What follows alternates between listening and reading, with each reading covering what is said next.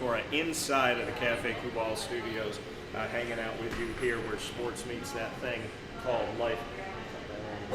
So here with you, and happy to be here with you, hanging out where sports meets that thing called life. Yeah, and always happy to be here inside of Cafe Kubal studios. So for those of you that are hanging out with us online, we appreciate you being here on Facebook.com, YouTube.com, and MixLR.com, all /WakeUpCallDT, on WakeUpCallDT.com's homepage, and on Facebook.com /LiveNowDT. We're in the Cafe Kubal studios every Monday through Friday from 9 a.m. to 11 a.m. Eastern Time. Appreciate your patience. We were having a conversation before the conversation, and now we're having a conversation with Travon Burke, Rob Drummond, Syracuse Orange Football alumni, as well as people that are here in our community, caring about our community, grew up in our community just like me, and had an opportunity to see what our community needed, what our community is, and what we can do to help. So, gentlemen, thank you for being here.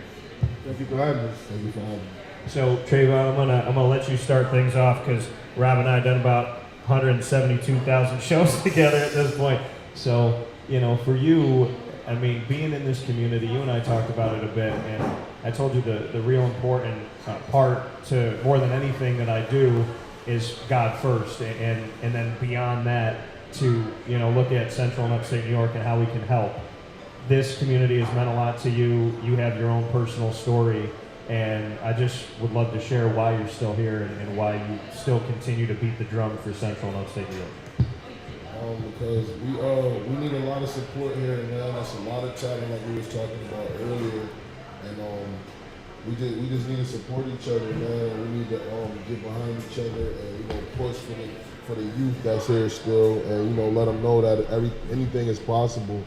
You know, we did it. You know, why can't you do it? You know, and it's not just, you know, the negative stuff that's here. It's a lot of fun here if you choose the right route, man. So you just gotta, you know, just make the right choices. You know, get out there and, you know, and just fight for something, man. It's more than negativity out here, man. And I want to be the example for that. You know, you talked about that. It's more than the negativity. Rob, you and I have talked about this a lot, and everything you do daily is about training and helping people in Central and Upstate New York, and helping the kids no matter what sport they play or where they come from or what their background is or how much money they have. You shed that all away, and it's just about helping kids. And, you know, that's always meant a lot to me, and I'd love for you to expand on that for maybe some people that don't know. You have the RAP system, and you have so many things that you've done to make sure that, be it volleyball, soccer, football, basketball, whatever somebody's playing, you've made it a point to make sure these kids have some spotlight on them. I mean, it's, for me, I love my city. I mean, that's first and foremost. You know, it's the reason I chose to go to Syracuse. It was the reason I sat there and cried when I walked out on that field the last time playing as a senior, you know, at the Carrier Dome. You know, it's the reason I cried when I got on the plane to go to Philadelphia. It's because, you know, I have my family here, my friends here, my mentors here, everybody who inspired me to ever do anything positive in life. You know, we're really all here. I want to be that type of person also. You know, I want to be able to come back and inspire these young kids, you know, not just the kids, but just the community itself. You know, that there are better things out there for us. There are walls outside, you know, the city of Syracuse, you know, and we can go out there and explore that world and then come back with those ideas and make our city that much better.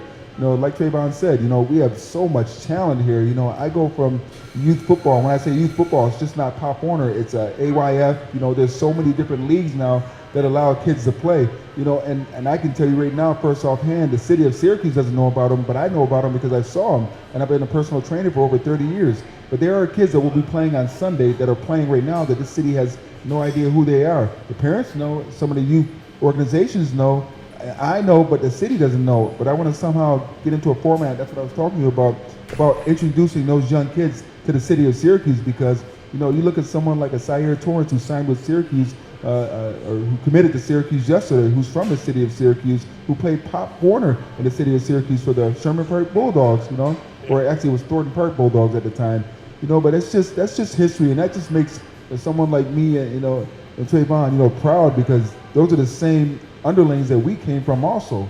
You know, we didn't start off as superstars and everything. We started off in these youth football programs and had a city develop us and have people sit there and teach us, you know, to become better, young and better athletes. What you probably didn't know is when Travon was a youngin' also, I trained him. So it always makes me proud to see the youth and the young athletes out there going out and doing their thing and making this city proud. And I appreciate that, as we always talk about, that you go the extra mile for them. 100%, no doubt, always. So Rob trained you. He was a young buck back then. Can we expose the training? What was it like? How would you describe it? I'm between you. Hey man, booty boy. I remember it was at the old Gold's Gym. Yeah, the old Gold's, yeah. I remember it was like 3 of us, and I was back then. I probably was like 11. Yeah, you was a youngin', boy. My brother probably was like 13, 14, man. I remember I learned a lot from it. He taught me how to stay on my toes. When I was younger, I used to run real flat-footed, and he taught me how to stay on my toes, man, and be light on my feet. He taught me a lot, man. I still remember. I remember it like it was a great experience. He used to tell my dad, hey, you go up there, I got him. And he had us for about an hour or 2, and we built a relationship, man. And every time I seen him to this day, it's always been love. So I really appreciate that, man. Yeah, and this connection, right? We connected through my coverage of Syracuse sports, and we connected going to a charity golf tournament together. But we're all in this community, and wherever we've gone, whatever we've done, we come back. We stay here, we grow here, and people used to ask me why. Why'd you come back from Florida? And I said, because if I want to put my name on the door, it's got to be in my city. It's got to be with my people. And there's a heartbeat. There's something to that. And I always go back to a Macklemore line where he says, I got my city right behind me. If I fall, they got me. And I don't think that people, you talk about weather and snow and this, that, and whatever, but there's something about driving up and down the streets, helping somebody anywhere is a good thing, right? But when you help someone from your place, from where you grew up, when you go and you go into a church and you build a bond with someone in the church that your grandmother brought you to, it hits different. And that, to me, is why. Because they say, why be here? And I say, I got the best of both worlds. I get to be in central and upstate New York, build my business here, be here, and then I get to hop on a plane, as you know, and I go all over the country, and I get to do my show, and I get to connect with people. So I can get on a plane and go anywhere, and at the same time, I'm here. Because why don't you go back down, live in Florida all the time, and do so much work in Florida? I said, I get to do everything I need to do, but there's something about the people here. And Travon, I'd love for you to talk about the community and the people here and why they matter to you. Well, it's a small community, but it's not a small community. And we pretty much is like family. Most of us is connected to each other. For me, I know a lot of people through me just playing sports. I grew up at the Southwest Community Center and playing bitty basketball. Uncle Ed Mitchell, shout out to him. He used to have us, doing homework and, doing after homework it was basketball. So he always taught us, school was first. And and I met all of my friends through there, man. And it was just, it could have been a lot of me's out there, but people chose the wrong reason. And it's important to just be a person that's from here, to to stay and show these kids that it's possible, man. And you just gotta believe, and that's what they installed in us when we were kids, and going to Kirk Park and playing for Kirk, because I played for Kirk Park coach, and I was right down the road. But the thing with that is, man, where I was growing up, my community had beef with where I was playing football at. So it was just it was kind of a division right there. But in some ways, they still found ways to come support us, because they kind of left that to the side. But as we grew older, it just started to become worse and worse. And I just felt like I was the void, for kids to forget, the beef and stuff like that, and come support each other. But that's what we got a lot of. We got a lot of negativity, and people just be scared to become friends and support each other. And that's what kind of divide the community. And I want to be that person that, you know, help it. Like, man, put all that to the side, man. Most of us is related. You know, most of us, you know, grew up together. What's the problem? You know what I mean? So I want to, you know, help in that aspect with the new generation coming up. That's, you know, my son's age and how they're friends now, and they don't know nothing now. So I wanted to stay like that, and it should stay like that. But that's happens with us. So doing things that he did for me, that's the type of stuff that I want to do for the community. You know. No, and I could appreciate that. And you know, it's funny that you talk about that. You talk about community and family, extended family. I was talking to my mom about a lot of my family's in the football world, and we got a lot of, you know, being Italian. Basically, if you're in Central Upstate New York, I can't date an Italian girl because I'm probably related to her. And so, because we have the Pietrafaces and the Campeses and the Nuzzos and the Albinos and the Tortoras and the Cavinos and Montgomerys and Seraces. So there's so much family. And I was talking to my mom, and I said, I was hanging out with my cousins, and they were asking about my dad, and my dad never comes around, and this, that, whatever. And my mom's like, oh, you know, like, it was something back in the day, there was a disagreement, and like this family about this family, and this happened with this, and I'm sitting there going like, and I was thinking about that when you said that, and I was like, was this 40 years ago? And it was like over, like, probably where to have the family picnic. And somebody was like, we should have it in Brewerton, and somebody else was like, no, let's have it in Cicero. I mean, it's like the dumbest stuff in the world, and I'm sitting here going like, I'm gonna talk to everybody because they're my family, they're my blood.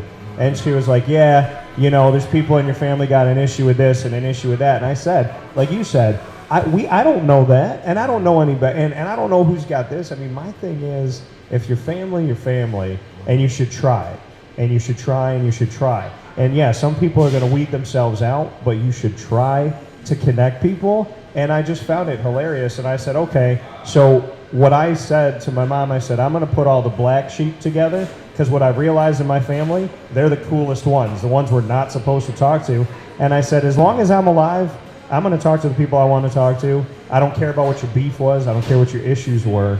Because whatever it is, when you really dig down deep to it, it was something stupid a really long time ago.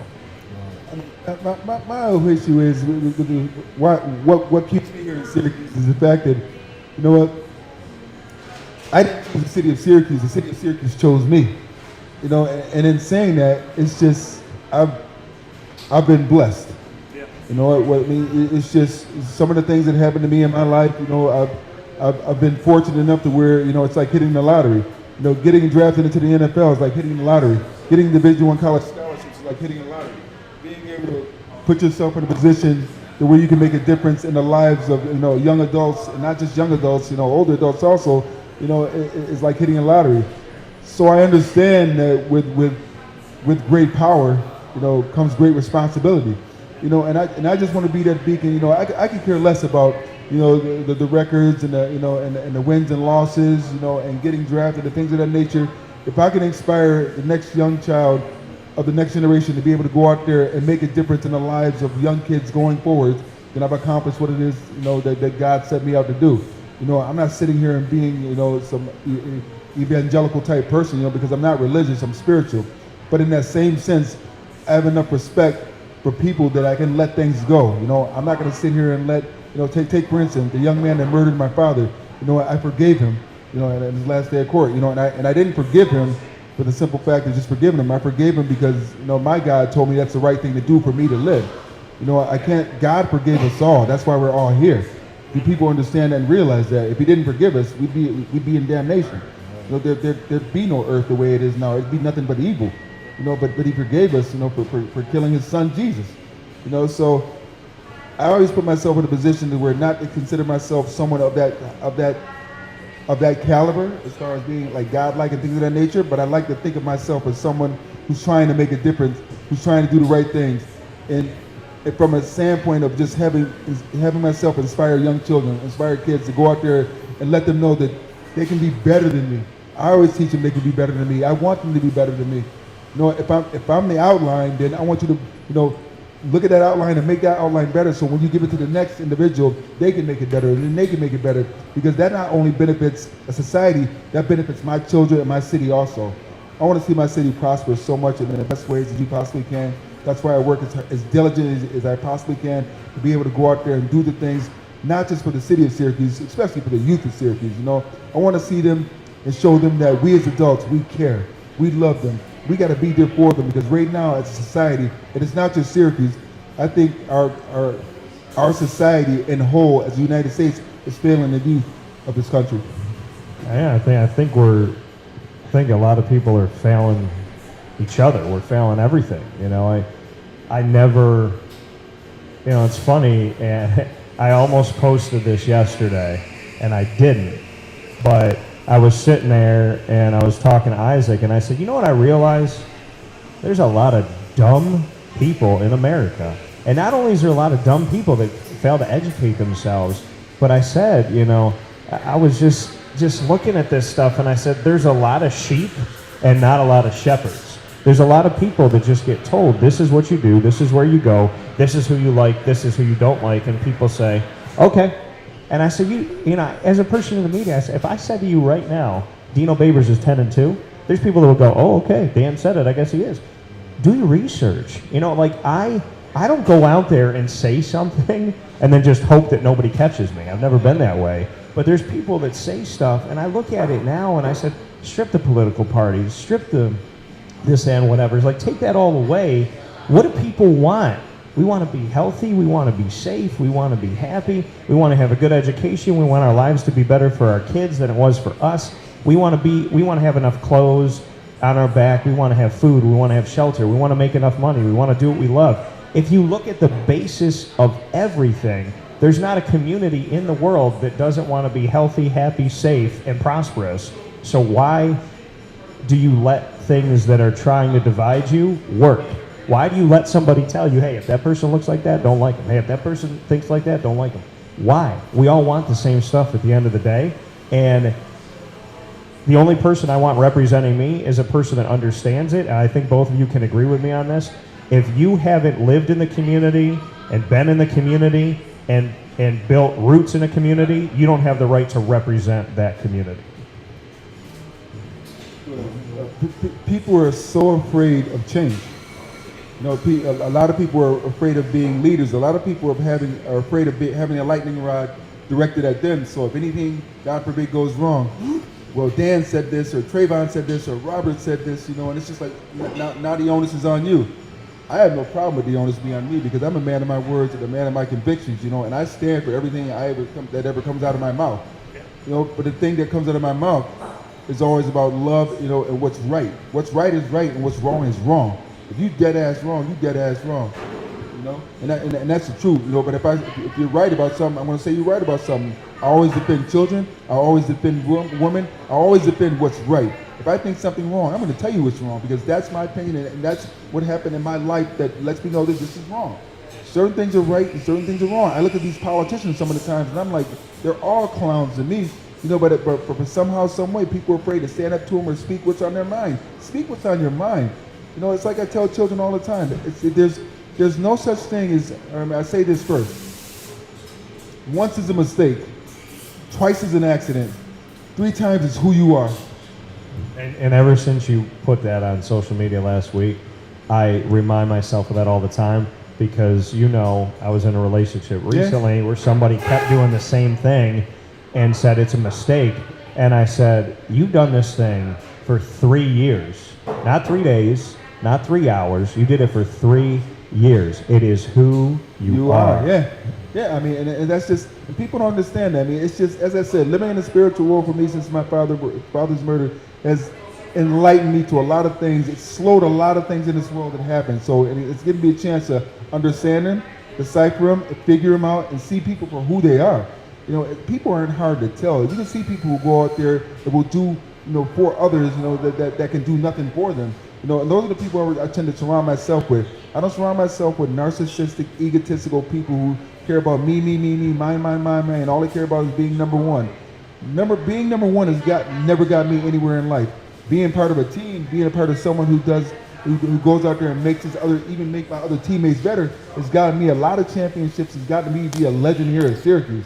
You know, so I'm of the affirmation mindset of being able to go out there and give back to a community that gave me so much as a, you know, as a youth, as a, you know, as a high schooler, as an 18-year-old, 19-year-old, 20-year-old. When I got drafted, being able to come back in the city, walking down the street, and people still coming up to me, giving me love, knowing who I am. I'm 30 years removed from Syracuse, and people still know who I am, coming back and giving me nothing but mad dap and mad love. You know how much that means to me? It means I accomplished something, and not just being an athlete who was going out there self-absorbed in himself and didn't give a damn about the city.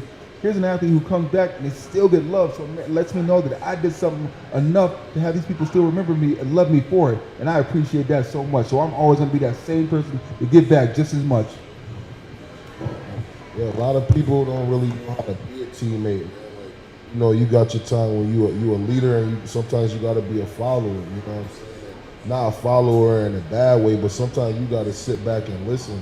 A lot of people don't want to listen. A lot of people feel like when, like, I give you advice, like, and it's going on my job all the time, like, you giving somebody advice, and they thinking that you're coming at them, and it's not the case. Like, you know, I like you, you know what I'm saying? Like, I want to help you. You're an adult, I expect you to do what you need to do, but you need, I feel like, you know, I like you, I want to help you, so, you know, I'm gonna give you my advice. If you take it, that's on you. You know what I mean? And that's the problem in the community right now. Everybody want to be big macho man, macho lady, or whatever. And then when somebody tell them what's right and what's wrong, it's a problem. And that's the problem in the community now. You know, and we need to stop that. You got to stop looking at everything as hate. Oh, I'm hating on you and all of that. Like, that's not the case. Like, I'm just trying to help you. But it's just so much hate, and that's what divides us, man. Like, this past weekend, I went to my one of my good friends' wedding in Jamaica. I was in Jamaica, and it was the difference. Like, people was coming up to me, giving me compliments just on my hair, on my looks, and everything. And it was just like, yo, I don't get that at home. Like, I do not get that at home. Like, it's people that I knew or grew up with from when I was little, and don't even say hi. They act like they don't know me. You know what I'm saying? And I always say this to my brother. I'll be like, man, ain't no way in the world you do not remember me. I done played football since I was 5 years old. I done met so many people in my life, and I still remember you. Ain't no way you don't remember who I am. But that could be that egotistical thing too. You know, they mad at what I did, and I never showed that I was better than anybody because I was good at football or whatever. I always showed the utmost respect and love to everybody I came across. You know, so I don't know, man. It's just people just gotta let that pride go. You know, and I was talking yesterday to Rob about this. You know, everything that I do is positive. Like, everything I put out there is positive. That's what it's there for. And I'm hoping I can help one person's life, one person get off the ledge. And I've been very open about this, and people say, why you talk about it? I said, I was bullied as a kid. I thought about ending my life. I did, multiple times. And people say, why would you talk like that? I said, because somebody watching right now, listening right now, anywhere in the world, they have to hear that. Because they look at it and say, oh, you know, you're broadcasting, you're talking to these guys, you're having a great time, like traveling all over the world, you got it. But they have to know there was a day where I was like, I can't do it anymore. Because people talk about their success. They don't talk about the pain. They don't talk about the frustration. They don't talk about how this world does sometimes beat you down. And we have to talk about it. And I was discussing this with Rob yesterday. I put up all these videos, and I put up an Aaron Judge video of him hitting a home run. And because Facebook is out of their mind, and they put hate speech on there, nobody cares. But when I put up a video of Aaron Judge, if I don't put a disclaimer on there that the video belongs to ESPN, they'll take it down. I put a Chappelle thing up. I put Chappelle mentions my hometown Syracuse. A year after I put it up, Facebook was like, we took this down, we did this, we took this away from you, you don't have to copyright. I was like, bro, I don't make any money off of this. I just was happy that my favorite comedian mentioned my hometown. Why can't I share that with the world as a positive thing? So I put the disclaimer up there, and I got people saying, well, you're saying you don't own the rights to the video and the audio, so why are you putting it up, or why are you doing this? And I found a Jacksonville fan that worked in my dad's office, or in my dad's building, and we did a video weeks ago in September, and it's just him and I arm in arm doing the Duval chant. And people are just seeing it now, and they're like, man, you're the only two Jacksonville fans in the world. Man, who cares about this? Why you say Jaguars? That's not how you're supposed to pronounce it. Well, he can't name that guy. Well, he looks like that guy. Well, I hate this. Well, I hate that. And I got messages all day long, and I'm looking at this thing going, how can you find hate in two men smiling, doing a Duval chant, and doing a minute video about just saying, hey, Jaguars, go out there and have fun. And people see things late. I said to Rob, I did a video in week 2 of the NFL. I do a video every time I'm at the Jaguars games. I do a quick post game.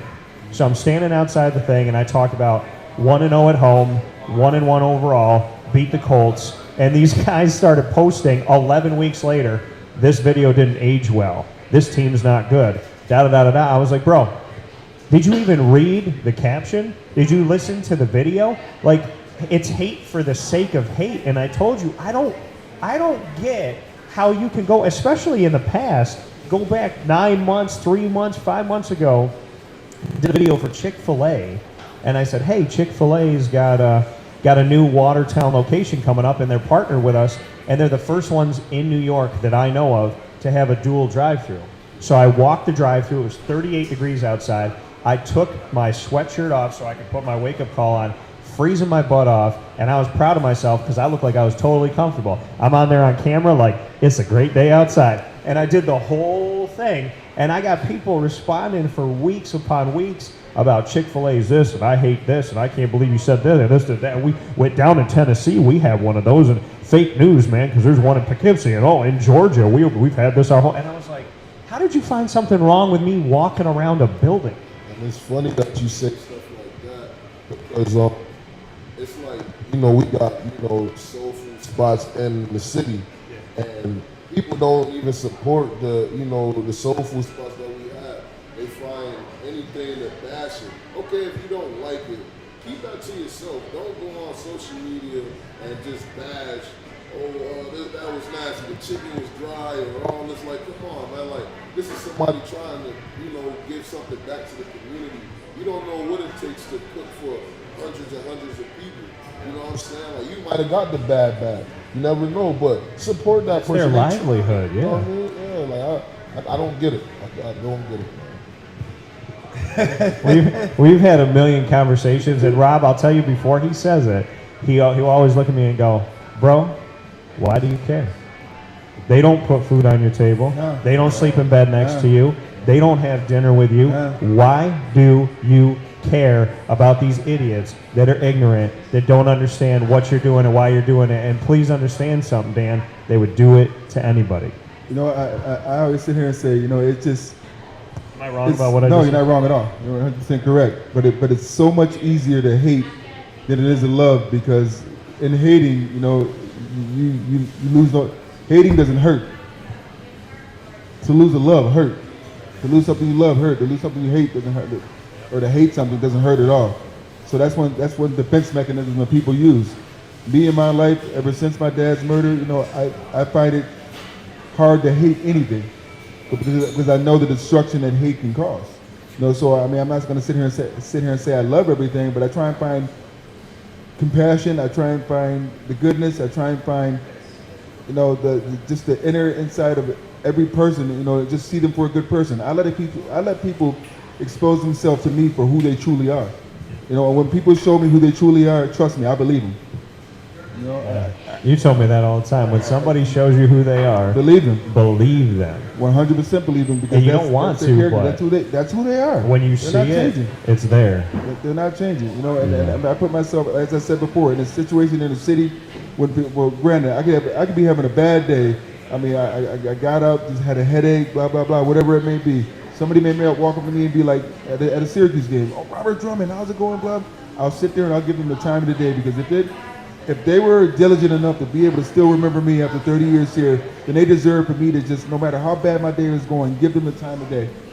Because I respect them enough that they actually even knew me as an athlete here playing in Syracuse, even still remember me. So I'm going to give them that time of day. I'm not going to be grumpy and brush them off, because that's just not who I am. I want my city, when it's all said and done, and they finally lay me to rest, I want them to say, it's like, you know what? regardless of the Syracuse football, regardless of playing in the NFL, regardless of playing 15 years professional football, I want them to say he was a good dude, he was a good person, he always went out of his way to help others. That's how I want to be remembered. Yeah, you know, and I'll leave this person unnamed because I don't do personal attacks on my show or in general, but the opposite of what you did, there's a prominent person in the world of universities and colleges, right, in our community, and I'd done an interview with them, and I was sitting in the office, and they didn't trust that I would do like a good what I was supposed to do, so they sat and watched me do an interview like I'm a kid. I did the interview. A month and a half later, I'm at the airport. I think you know this. And I'm at the airport, and I see this guy, and I walk up to him, and I said his name, and I said, "Hey, how you doing?" I put my hand out, and he kind of like didn't pay attention to me, and I said it again. I was like, "Hey, how are you?" And I put my hand out, and he looked down at my hand, and I've never had somebody do this like this. He looked at my hand like, I don't know if I want to shake it. And then he kind of put his hand out, and he pulled his hand back. He goes, "Wait a minute, who are you?" And I looked at him, and I went, "I'm the same person that sat in your office a month and a half ago. Great to see you. Have a great day." And I walked away. Since that day, have I interviewed him? Yes. But will that man ever gain my respect? I respect people as children of God. As a human being, personally, from me to him, that person can get out my city as fast as he came in.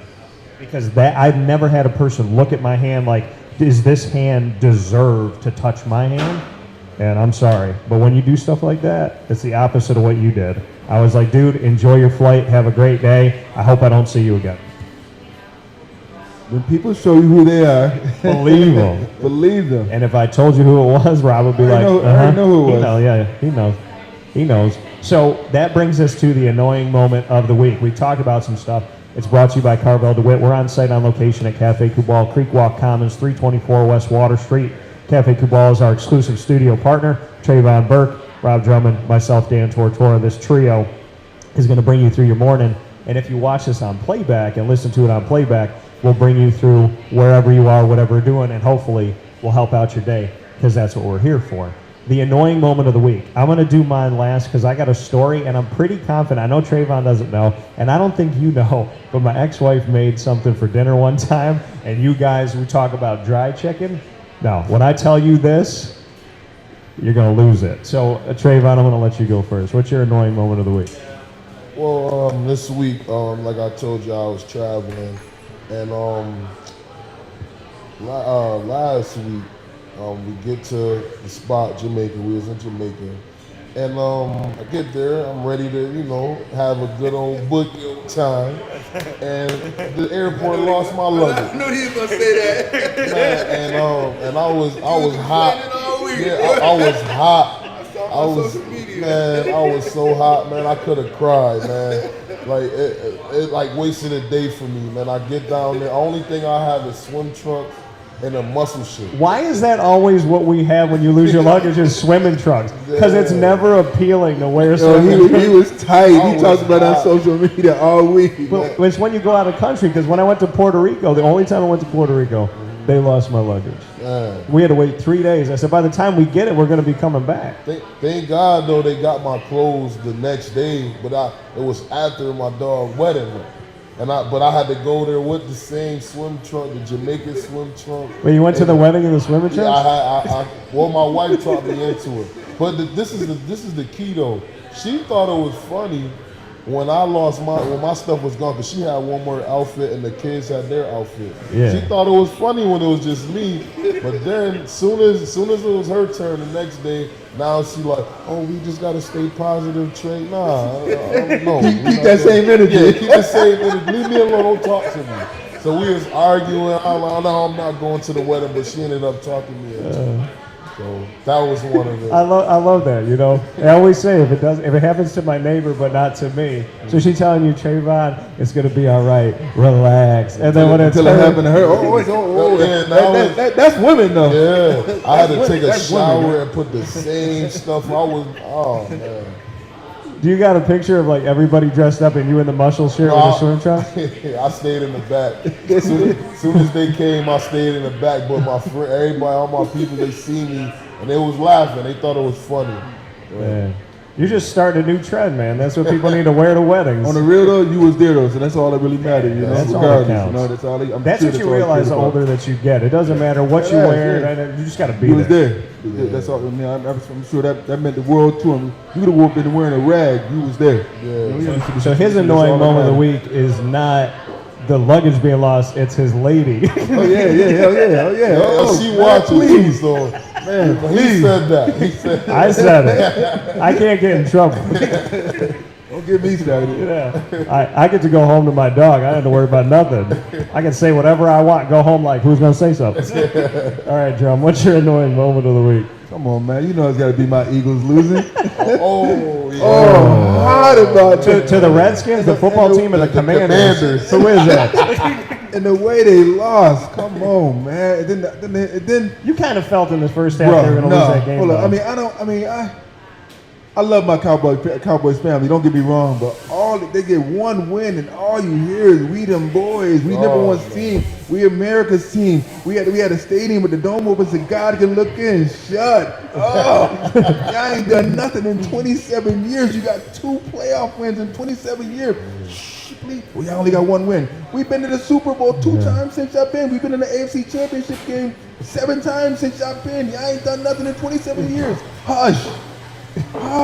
Come on, you hear that? Keep it Who do you hear that? real. I don't like that he looks at me cross-eyed. But I didn't say anything. We still got the best record in the NFL. We do. We 8-1. You're tied with One loss. You're tied with Minnesota now. Yeah. Nobody in here, nobody in Syracuse, nobody in Philly, nobody thought we were going undefeated. No. How many times has that been Well, accomplished? who would have thought that 3% of the NFL would be undefeated? I mean, the first few weeks into the season, there was only a few teams left. Arguably, Miami with Tua would have stayed undefeated.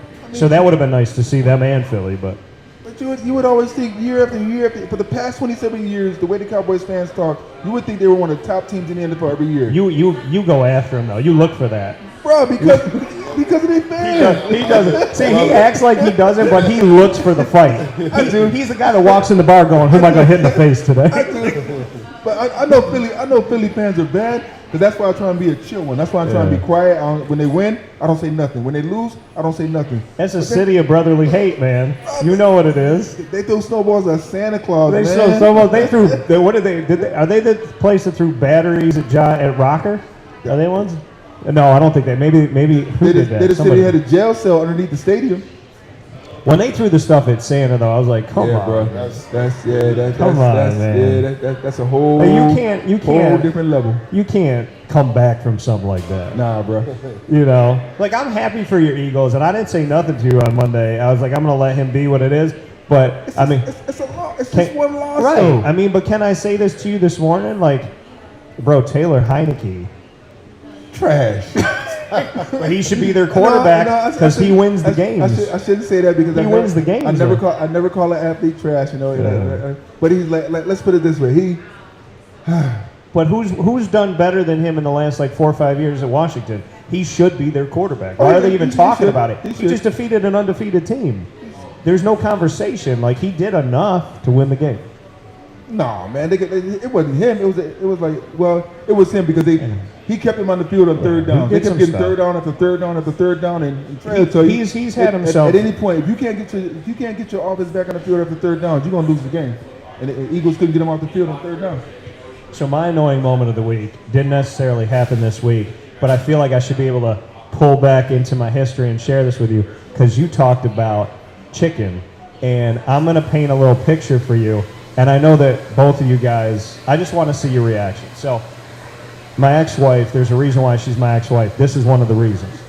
So, Rob knew her, but she one day was like, hey, she was gonna cook, and she didn't cook that much. She was a good cook, I'll tell you, she made the best, I'm not gonna say, she made the best enchiladas that I've ever had homemade. So I'm gonna give her that credit.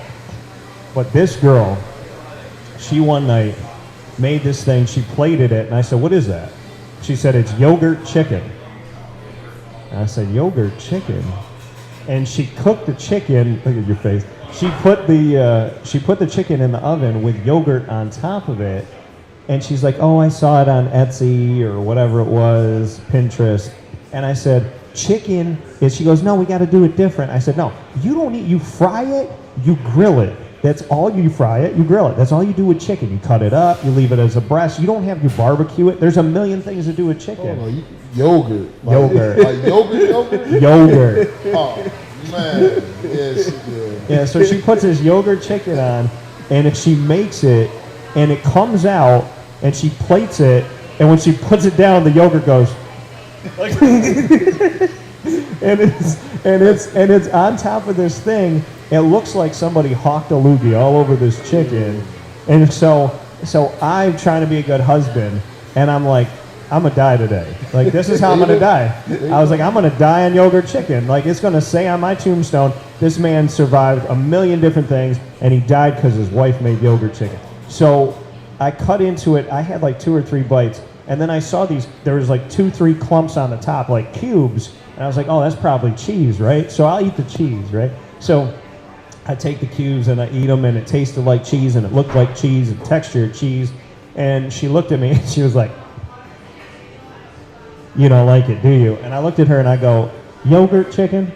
What in your brain made you think that when you put those things together was a good idea? She's like, we had to try something different, Dan. I was like, no, we didn't. I said, I feel like you made this so you didn't have to cook for the rest of our marriage. Because I'd be like, I don't like this chicken. You did it on purpose. So I said to her, I said, you know what? The only thing I liked about this meal was the cheese on top, because for some reason that tasted okay. She sat back in her chair and she goes, Dan, there wasn't any cheese in that. And I was like, what? So what did I eat? So those cubes I ate, I go, that was cheese. She goes, I promise you, there was a lot of things in there. Cheese was not one of my ingredients. That's my annoying moment of my life. Might have been raisins, bro. She trying to take you out the game. Did you watch the thing where you said raisins? So did you watch the Saturday Night Live when Chadwick Boseman was on there as T'Challa and he was playing in the Jeopardy? And, yes. And he was talking about the potato salad. I was like, she probably put something in there like raisins. Oh, man. Yeah, bro. I literally said to her, the cheese was the best part, and she goes, I didn't put any cheese in that. And I was like, woman, you need to just get away from me for a minute. Like, I can't talk to you about this. And I'm sitting here like, I'm just going to eat a peanut butter and jelly sandwich. But I said to her, what in your brain? And the more I said it, the more mad she got. But I said, what human being besides you, since the beginning of the dawn of time, thought yogurt and chicken would go together in an oven? Why? I would have been like, if you just want me to leave, just say that, you know. I'll go to my mom's house for the night. My dogs would have been eating good that night.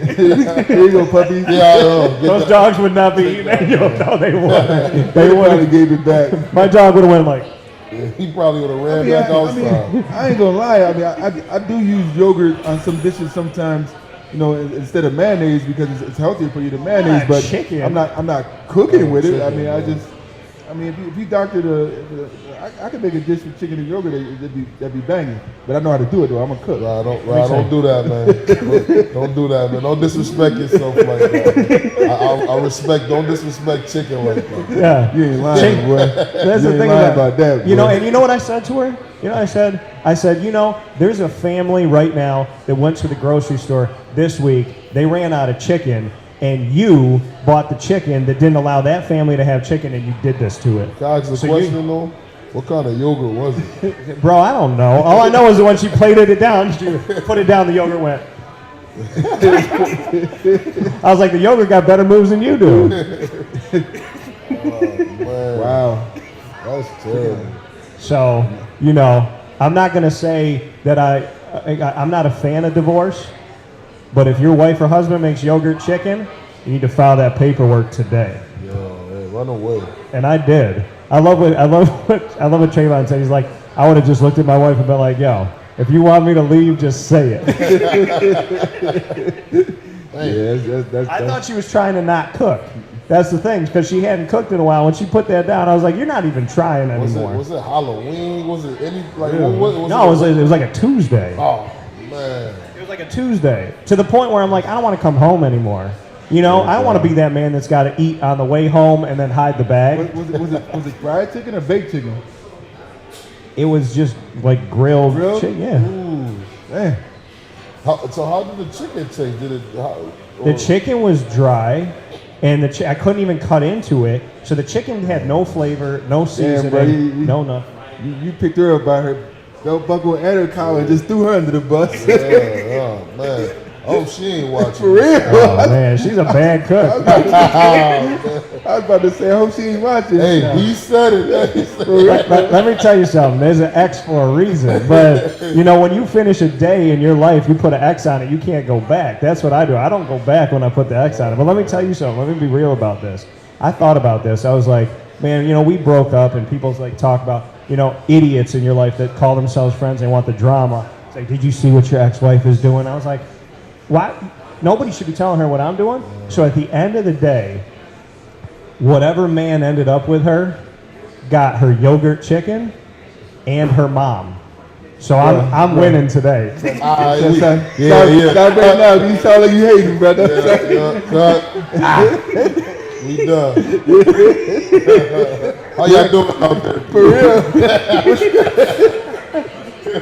You're acting like I'm going to see her again. I'm not going to see her. You on your own with this one, player. Listen, at the end of the world, I'm hoping to go up. I don't know where she goes. We might walk outside, see red dots on us. Hey, what is that? I don't want to be involved in that. I'm chilling somewhere. I don't want none of that smoke. I'm good. You was out there talking about things. Let me tell you something. A woman or a man that cooks yogurt chicken probably can't shoot a rifle, so I think I'm going to be all right. I ain't worried about her. I'm worried about the people she get to do it. I'll be all right. So that brings us to our faith-based positive segment of LEAD, which stands for Learn, Evolve, Ad-Lib, and Deliver, brought to you by Chick-fil-A Cicero and Chick-fil-A Clay. Drum, the topic today, very simple in the statement, but broad in its scope and deep in its scope. What is goodness? Ooh. What is goodness? Goodness is waking up every single day, going out there and doing for others and expecting nothing in return. That's goodness to me. That's what I do. I wake up every single day. Every single day I wake up, first thing I always do is thank God for giving me another day, because tomorrow's never promised. The second thing I do is, say a prayer for everybody to have a blissful and a happy day who was given this day also. I tell God I love my children. I tell God I love my mom, my family, and my friends. And I go about my day to try and make a difference. I honestly just do it throughout the course of my day, just try and go out there and make a difference in somebody else's day, to make them smile. Just trust me, as I get older, just some of the trials and tribulations I've been through in my life, I know how hard it is to smile. I know how hard it is to feel good inside. I know how hard it is, especially with this weather in Syracuse, where sometimes you can walk out and be warm all the time. You walk out in the cold, you find reason just to be upset and be depressed. But I don't get that way, because I know way too many people look up to me. I know way too many people depend on me. I know way too many people see and see or react to how I do and how I feel. So I try and go out and be good and be positive. And I tell everybody all the time, just be a good person. So I actually have to lead by example. So in order for me to be a successful person in life, I'll lead by example. It's funny. I was speaking to a school in Delhi Tuesday, and one of the kids, I was speaking to a bunch of middle schoolers, and one of the kids asked me, was I rich? And in a whole auditorium of kids, he started laughing, like, why are you asking me that question, things of that nature? And I turned to this young man, I was like, yes, I am rich. I'm rich in life. I'm here today being able to talk to you, so every single day God gives me a chance to be able to walk this planet and make a difference. I always feel rich. There's no amount of money that you can give me that can make me change the person who I am. If I was to win $1 billion tomorrow, I'd still be the person I am. I'd still make a difference in the lives of young kids and young adults, because they're the future. I'm a 55-year-old man. I don't know how much time I have here left on this planet, but until that time, I'm going to go out there and inspire these young youths. I'm going to inspire these young kids to be able to go out there, believe in themselves, and go out there and make it happen. Be the difference that I want to see before the day I die. I appreciate that answer very much so, and I know it's real. That's cool, huh? You ain't got no red dots on you. So, all right, Trayvon, what is goodness? Same what Rob said, man. Waking up every day, thanking God. Seeing my family, seeing my kids, my wife, You know, getting that good morning text from my dad. You know, talking to my brother all the time. You know, my family. We got a group chat, just seeing everybody doing okay. You know, no bad news. You know, and then going out into the world, man. And my thing is, I always like to make people laugh, man. Like I'm not really much of a talker unless I know you. So sometimes it'd be hard for me to, you know, come to a person and you know make their day better. But now I'm trying to work on that, and I want to make somebody's day better. You know, like I go to my job, man, and I try to uplift the kids, man, that's going through, you know, what they going through, and you know, we never know what they going through mentally, physically, or whatever. So I try to get in there and be that positive outlook for them, you know, for brother to them, you know, and I try to, you know, live like that every single day, man. I wake up, man, just try to make somebody smile, man. That's pretty much it. I just want to make somebody happy. Make somebody happy to see me, you know. That's it, man. That's my greatness. Just making other people's day happen, man. I appreciate that as well, you know, paying it forward. Wanting to see, you know, that's the thing about goodness, and to go into my thoughts on it, it's not about you. Like, it's about other people. And I think that's, if you live life every day where it's interesting, the dichotomy of it is you don't let other people bother you, but you seek to inspire other people. So you don't let the hate come in, but you put the love out. And one of my prayers to God that I need to say a lot more is I was like, every time somebody hurts me, help me to do something good. Like, instead of worrying about what they said and what they did, help me to, in that moment when I would get paranoid or upset or frustrated or feel bad, if someone attacks me, in that moment, help me to respond immediately by doing a good deed, holding the door open, shooting a text message, praying to God, thanking Him that I'm awake. And I tell people this all the time. If you woke up this morning and you have the opportunity to complain, it's a blessing. People say, why is it a blessing? Because you're awake. You're not 6 feet under. You can't complain 6 feet under.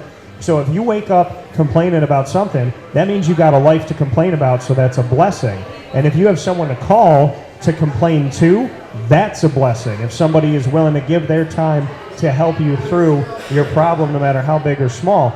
So what people don't realize is if something's going on in your life that's stressing you out and hurting you, you got a life to be stressed out about. And on top of that, you got somebody to talk to about that stress. So even on your worst day, worst moments, worst things, it's a blessing to have to go through a problem, especially if you have a team of people that's willing to be there for you to go through that problem. I tell people all the time, I don't worry about anybody coming at me because my team is so big. I said, you'll never get to me. That line in front of me, you're never getting through that line. And I know that. And I feel the same way about somebody else. You call me, he calls me, I'm there, standing in front. You're not getting a Rob, you're not getting a Travon. That's not going to happen. And when you live a life where you have that love and support, the moment you feel hate, the moment something comes at you, the moment it's a tough day, that's when you text a friend and say, hey, yo, Travon, I just want to let you know I appreciate you. Hey, Rob, you know, thank you for yesterday. I remember Adonis Amin Moore, one of my closest friends. Love that guy. And I'll defend him like crazy. I still want to get a shirt that says Free Adonis because they didn't let him run enough. And he texted me and he's like, hey, man, I'm really sorry we haven't talked in a while. That's my bad. And he's like, I appreciate you. I said, appreciate you too. And one of the last things we said is I said, I love you, bro. And he said, I love you back.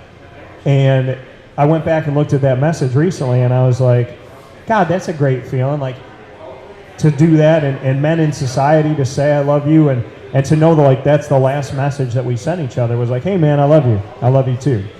And so what's goodness to me? It's waking up in the morning, like you guys said, looking up and saying, God, thank you for waking me up today. I said it today. Thank you for waking me up. Thank you for waking Lily up. Please wake up my family and friends, all my loved ones. And if for some reason somebody doesn't wake up today, please send them to heaven and help us to find a way to be at peace and be okay, because that day is going to come. So God, may we all wake up today and all of our loved ones. And if for some reason somebody doesn't, help us to be strong, help us to be peaceful, and help us to be together, because dying you destroyed our death, and rising you restored our life. And I hold on to that, and I think goodness is just doing something for somebody else. And I don't think anything makes me happier than like when I make him laugh, or when I call you up and you're like, hey, I don't usually do stuff like this. And I was like, don't worry, I got you. It's just going to be us talking. Like, I don't think I get happier alone than I get to make somebody happy. And you talk about comedy, and I mean, that's my life. People have been asking me since I was a little kid, they're like, when are you going to go on stage and just do the stand-up? Because you put it into the show. But, you know, once I go out there are going to be a lot of red dots. a lot of red dots. After this show, it's going to be red dot when you walk out this building, bro. Rob's going to be like, you go first. You walk out the opposite exit of me, player. You go out that door. I'm going out this door. Me and Trey Dog going out right over here. How about you, Dan?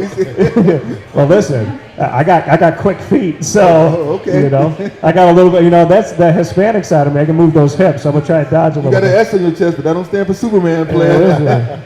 You ain't deflecting bullets, bro.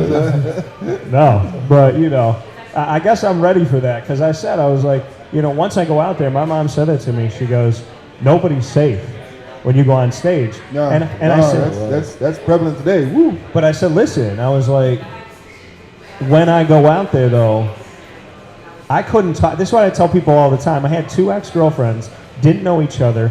Both said this to me in my car, either when we were breaking up or when we were going through something we might break up. They both said the same words. Hey, if we break up, or now that we're breaking up, can you promise me to not tell anybody what I did to you? I said, honey, the only reason why I went through this is so someday I can make a Netflix special and tell everybody what you did to me. You gonna get shot, bro. Yeah, bro. Matter of fact, let me move a little bit farther to the left. Well, listen, Chappelle talks about it. Hart talks about it. You know, all my favorite comedians talk about what they've been through. The thing about Kevin that I get nervous about is he made that like prelude to his comedy thing where he went to a party after and he had to face everybody he talked about, and it was, what was that one called? But it was like it was like what now or something like that. And people started asking, they're like, oh, you don't like girls that look like this. Oh, you don't like that. Oh, Kevin, you talked about that happened when we were kids. But my thing is, I tell people this all the time, and I told these girls this. If you didn't do it, I wouldn't be able to talk about it. So all I'm doing is reflecting on a factual statement. But you're going to be at the show. Oh, I'm weighing back with my back against the wall, making sure I can scan the whole room and see everything. Yeah, bro. Yeah, bro. Listen, but have you heard the stories? They're very funny. Yeah. They're funny. Okay. You know? They are funny. You know they're funny. Yeah, okay. Oh, yeah, I know them. Rob knows all of the stories. Yeah, Rob knows a lot of the stories. I told Rob, I said, when you're ready, you're going to start being my security detail. Because when I step out the car, they won't even see me if I'm behind him. How long have I told you when people show you who they are, believe them? Yeah, I know. I told you that for years. Yeah. He said it a lot of this. For years, I've told you that. Like that, I'm still at it. Yeah. Well, that and once is a mistake, twice is a pattern, 3 times is who they are. Yep. Yeah, that's another one. I want to get that on a shirt. And the thing is, I never name names, so my goodness is that I'll never say their name. I don't say people's names. Right. I mean, they know. And the thing is, if you got a guilty conscience, because if you go, I said this before. There's somebody in my family, and I put out a post, and I said, family doesn't have to be blood. Family are the people that show up, love you, and are there. If you're blood, that doesn't give you an excuse to be able to attack someone. And my aunt called my dad, and she's like, can you believe what your son said about me? I said a broad thing about family. That's your guilty conscience. Yeah. If you took it that way, then I'm talking about you. Right. And that's what I'm saying. So, like, if I go out there on stage and I tell a story, if you come out of there going, Dan, how'd you talk? I didn't say anybody's name. I didn't say where I was at the time. Right. I just told a broad story about a real life occurrence. If you feel some type of way about it, that's you. Bro, look, I'll speak my mind, and it never has any intentions or reflections on any one individual. It's just about my whole personality, about everything I feel. So if anybody individualizes themselves or thinks it's about them, then it is. Yeah. You know, They say that's a you problem, not a me problem. I never said a name. They say that about a comedy club all the time. They say when they're talking about that friend and y'all looking around like that, you're the friend. Yeah. When you're trying to figure out who they're talking about, they're talking about you. And in all honesty, That's paranoia. right.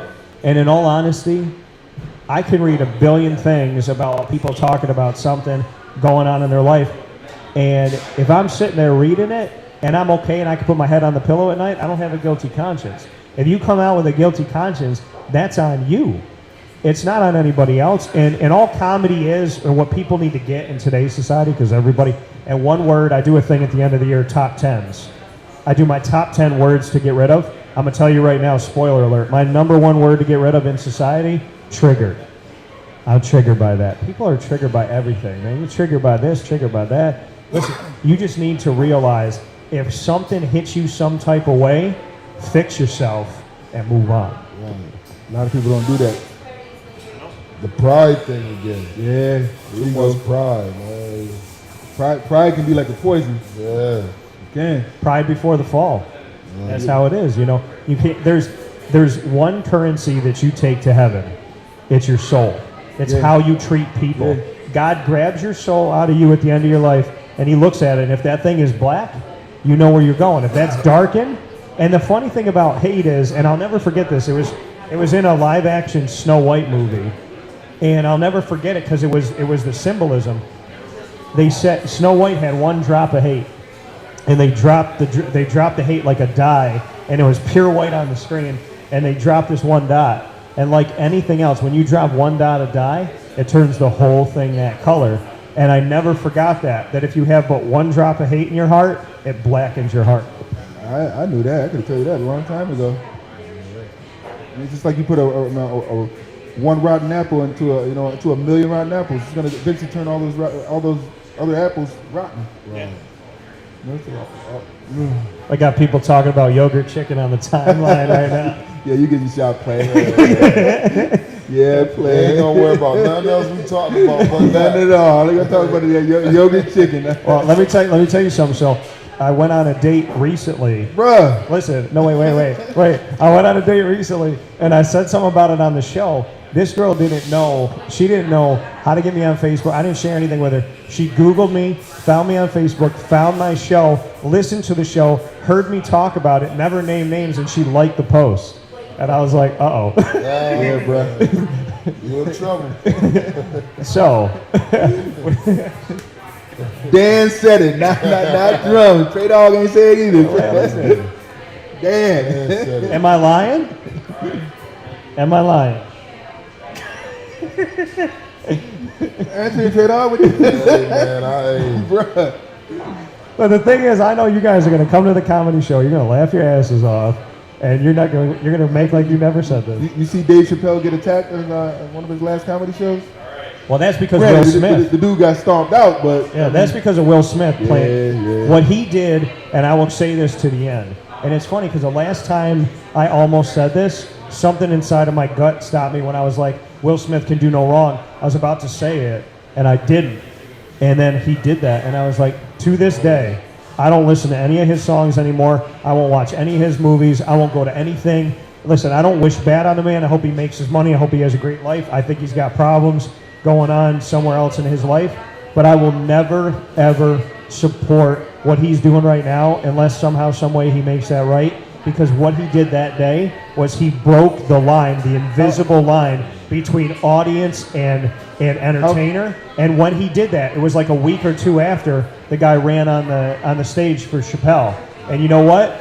They beat him, and you got what you got, bro. Because that invisible line should never be crossed. If you don't agree with it, leave the comedy club. You don't go to a comedy show to not. I mean, we talk about life. We talk about stuff that happens. Why are you getting offended at a comedy show? I feel like, they were friends. Like, I feel like he should have, if he felt the way about that, he should have pulled I don't him think to it the had side. anything to do with Chris. No, I think it had to do with Jada. It was just his. Yeah, nothing to do with something Chris. was going on because, know, they've been going through a lot, man. Like them Did you two. watch the interview that when he talks to her about cheating, and she's like, we're not going to talk about that, and she tries to silence you can him see his live, face, like and his face looks like a face kid told that it was all. just like he literally looked like a kid. She clowned him. That Yeah. entanglement, that's what you said, He right? clowned him. And who was the rapper that said he got caught in an entanglement? Is what he called it. Yeah, whatever that- She clowned him on national TV, and then when he she was- made that face, he felt that she had clowned him so bad and Humiliated him. So that's why he felt that he had to stand up as a man and do something at that moment.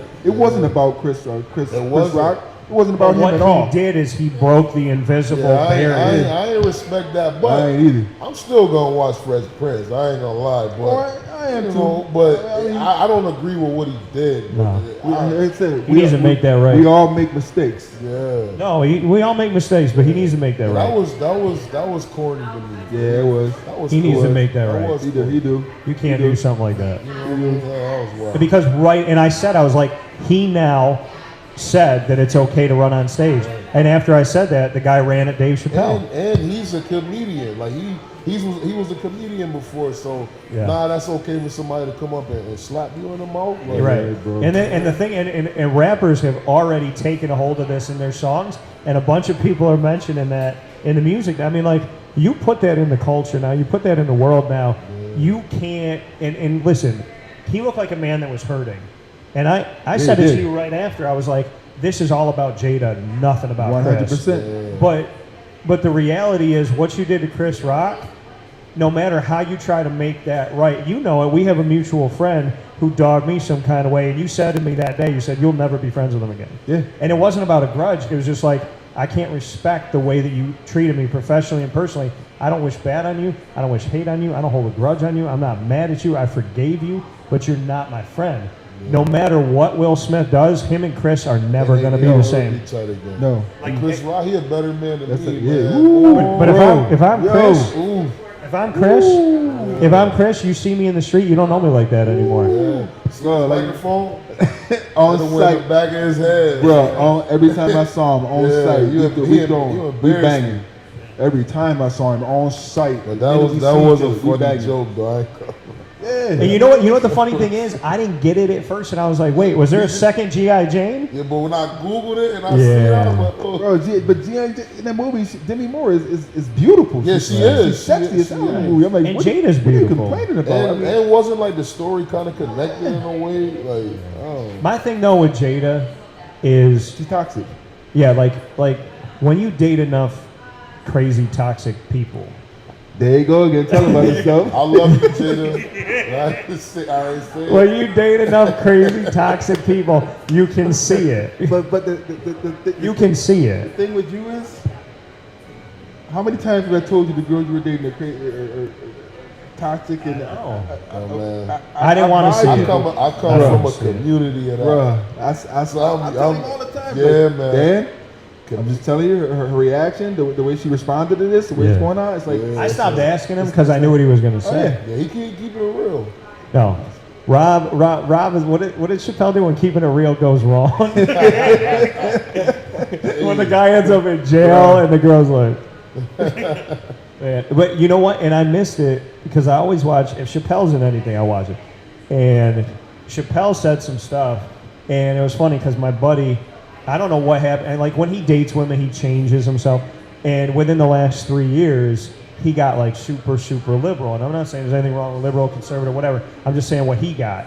So Chappelle made some jokes, and I called him. It was like one of the greatest conversations of my life. I went, your agenda and Chappelle are feuding, and I went, choose one. And I was like, I choose Dave, because I mean, Dave is Dave, and Dave is talking about stuff, but Dave keeps it 100 all the yes, time. he does. Yeah, he do it. And Yeah. Dave does it like Bernie Mac did it. He did it like old Eddie Murphy did it.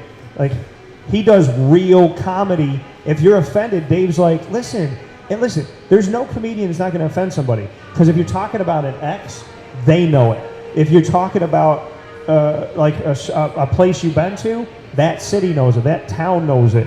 So with all reality, like, you don't go to a comedy show. If you're going to a comedy show to boo, it's like the Syracuse fans.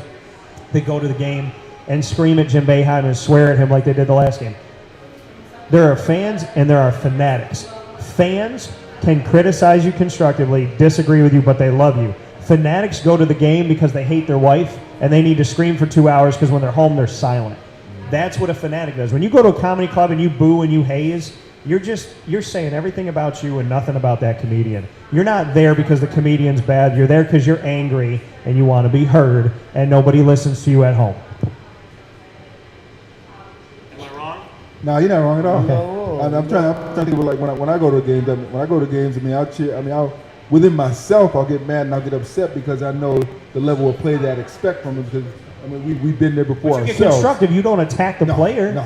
I was sitting next to the fans that were literally saying "F you, Boeheim" at the last game. They make everything real personal. They do. Yeah, they do. Like they do too much. Like they practice all week to get to that point to play in that game. You ain't got nothing all week. That's why I'll never give up on the football team. Yeah, I won't either. Because, No. I know what it was when we was losing. You think those guys are trying to lose? They're not trying to lose. We know, like, working hard, you gotta go, you going to school every day and you working hard, your personal life, and then it don't come together. That is frustrating. Well, nobody thinks about the fact, like, what if the starting quarterback's girlfriend just cheated on him, and that's in his brain? And he's a human. To the outside world, well, that ain't that serious. It is. To them. They still growing. They still got to learn how to deal with stuff like that.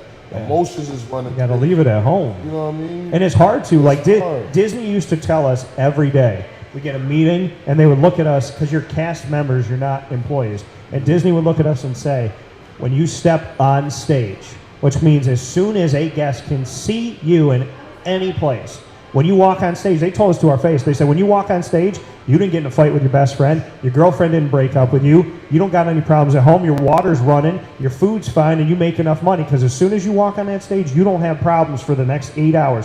When you go home, you got problems, you got to deal with those, but for 8 hours, this might be the only time somebody ever comes to Disney, and you do not have a problem when you see that person. And it was hard as hell to walk out there and be like, my girlfriend just broke up with me, and I gotta face somebody like this now? Right. Like, they basically tell you not to be human. Like, it been plenty of times in practice where I was just hey, me man, too. my cousin just died. And I gotta be out here and forget that. I worked for a company that said to me, I know your grandmother died a month ago, but when are you gonna start writing stories again? Because we're kind of like getting a little, and I was like, really? 30 days is what it's going to take for me to mourn my grandmother? Like, it's, and I remember, I'll never forget that, because I didn't want to work for them then, and they said to me, they're like, you haven't written anything in a few weeks, and we're not saying that you have to. And then somebody else called me, and they're like, yeah, so I'm going to come to you as a friend, because the boss, and I'm not saying you're going to get fired, but I'm kind of like, you kind of need to start writing again. I couldn't even think. I was like, you want me to write about a football game? I can't even think right. I'm living in the house that she was in when I was a kid. I saw her. It was the only time I ever saw someone who had just passed away that I'd ever seen the body. And my dad doesn't cry. I walked in that hospital. My dad turned around and looked at me, and he said, buddy, and he grabbed me, and he lost it. And I was like, you think 30 days is going to make me go, I'm fine now. Right. That's a lifetime thing. Man. Like, it is. You can't tell somebody how to grieve. No. So I had my days, man. Like I lost a lot of people, friends, cousins, grandmothers, aunties, whatever. Like, I lost a lot of people, and I still grieve over them to this day. Like, it's not a person that I lost that I don't think about all the time. I might not speak about them every day, but I still think about the loss, and it's still tough to me. This life is really different. Yeah. Without my grandmother here, this world reminds me more so what they're not, that they're not her. Right. You know? And my grandfathers died when I was 6. They died 31 years ago. And I genuinely think about them at least once a day. And like you said, whether or not you mention it, they are on my mind every day for 3 decades. I don't forget that. And if you want to know if you're a good person and you left a legacy, 31 years I think about it. And they still talk to me, man. I tell people, yeah, heaven exists. Well, how do you know?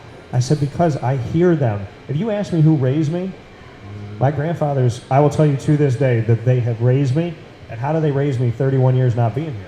Because I still remember what they taught me. I still remember what they said. I still feel that, and I know it, and I hear them to this day, And I don't know how to describe it, but there's things they're teaching me right now that they never said to me.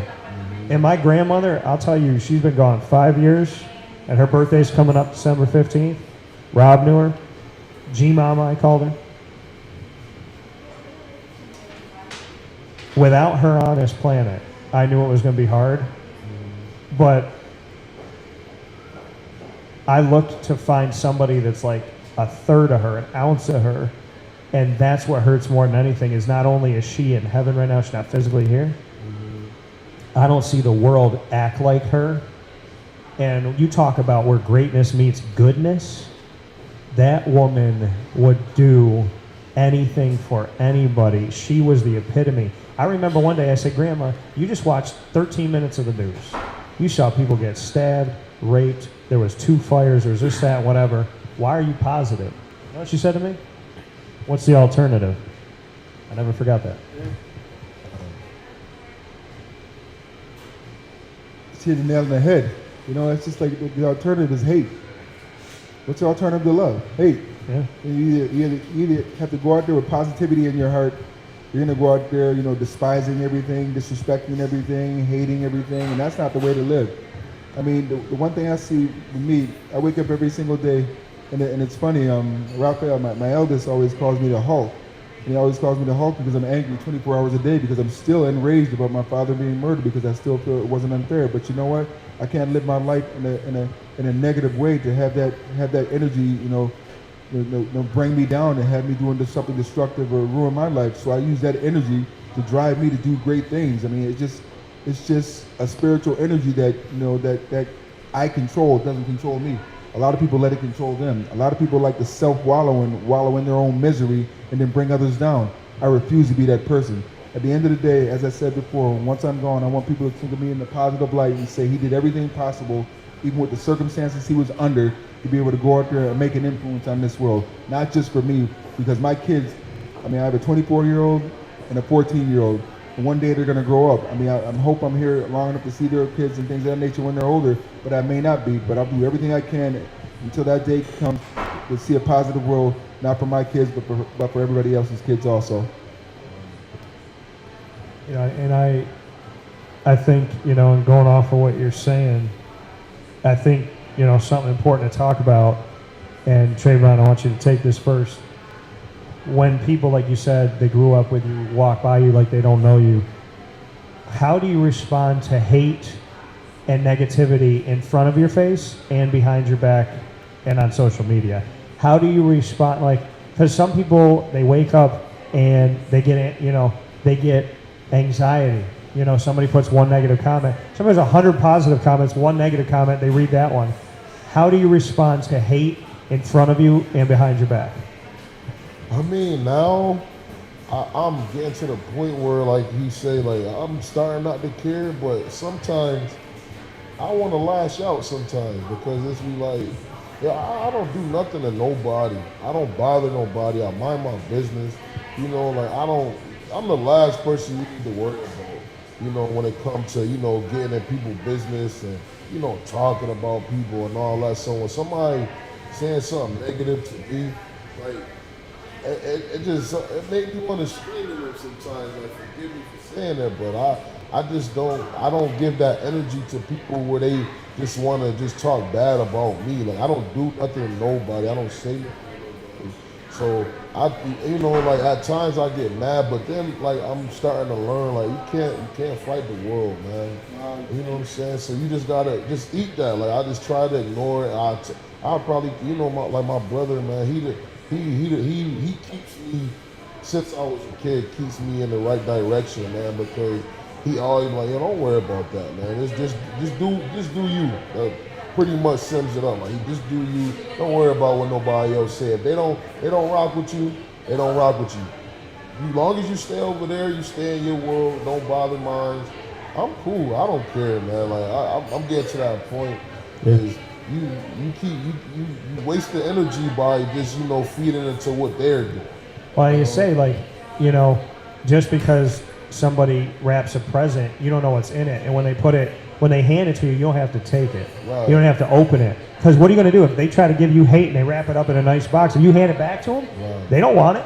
But it's like, you know, and this is something else we talk about. When you hate on somebody, it says everything about you, nothing about them. Right. And I'm like you, because I've called Rob up a million times, and I'm like, bro, same words. I said, I don't talk about anybody. I'm 37 years of my life. I've never wanted to hurt anybody, trying to hurt anybody. I apologize. I am the last person in the world to attack, because if you're the worst person on the planet and you were bleeding in a gutter, I would help you. Yeah. And I look at people like, why me?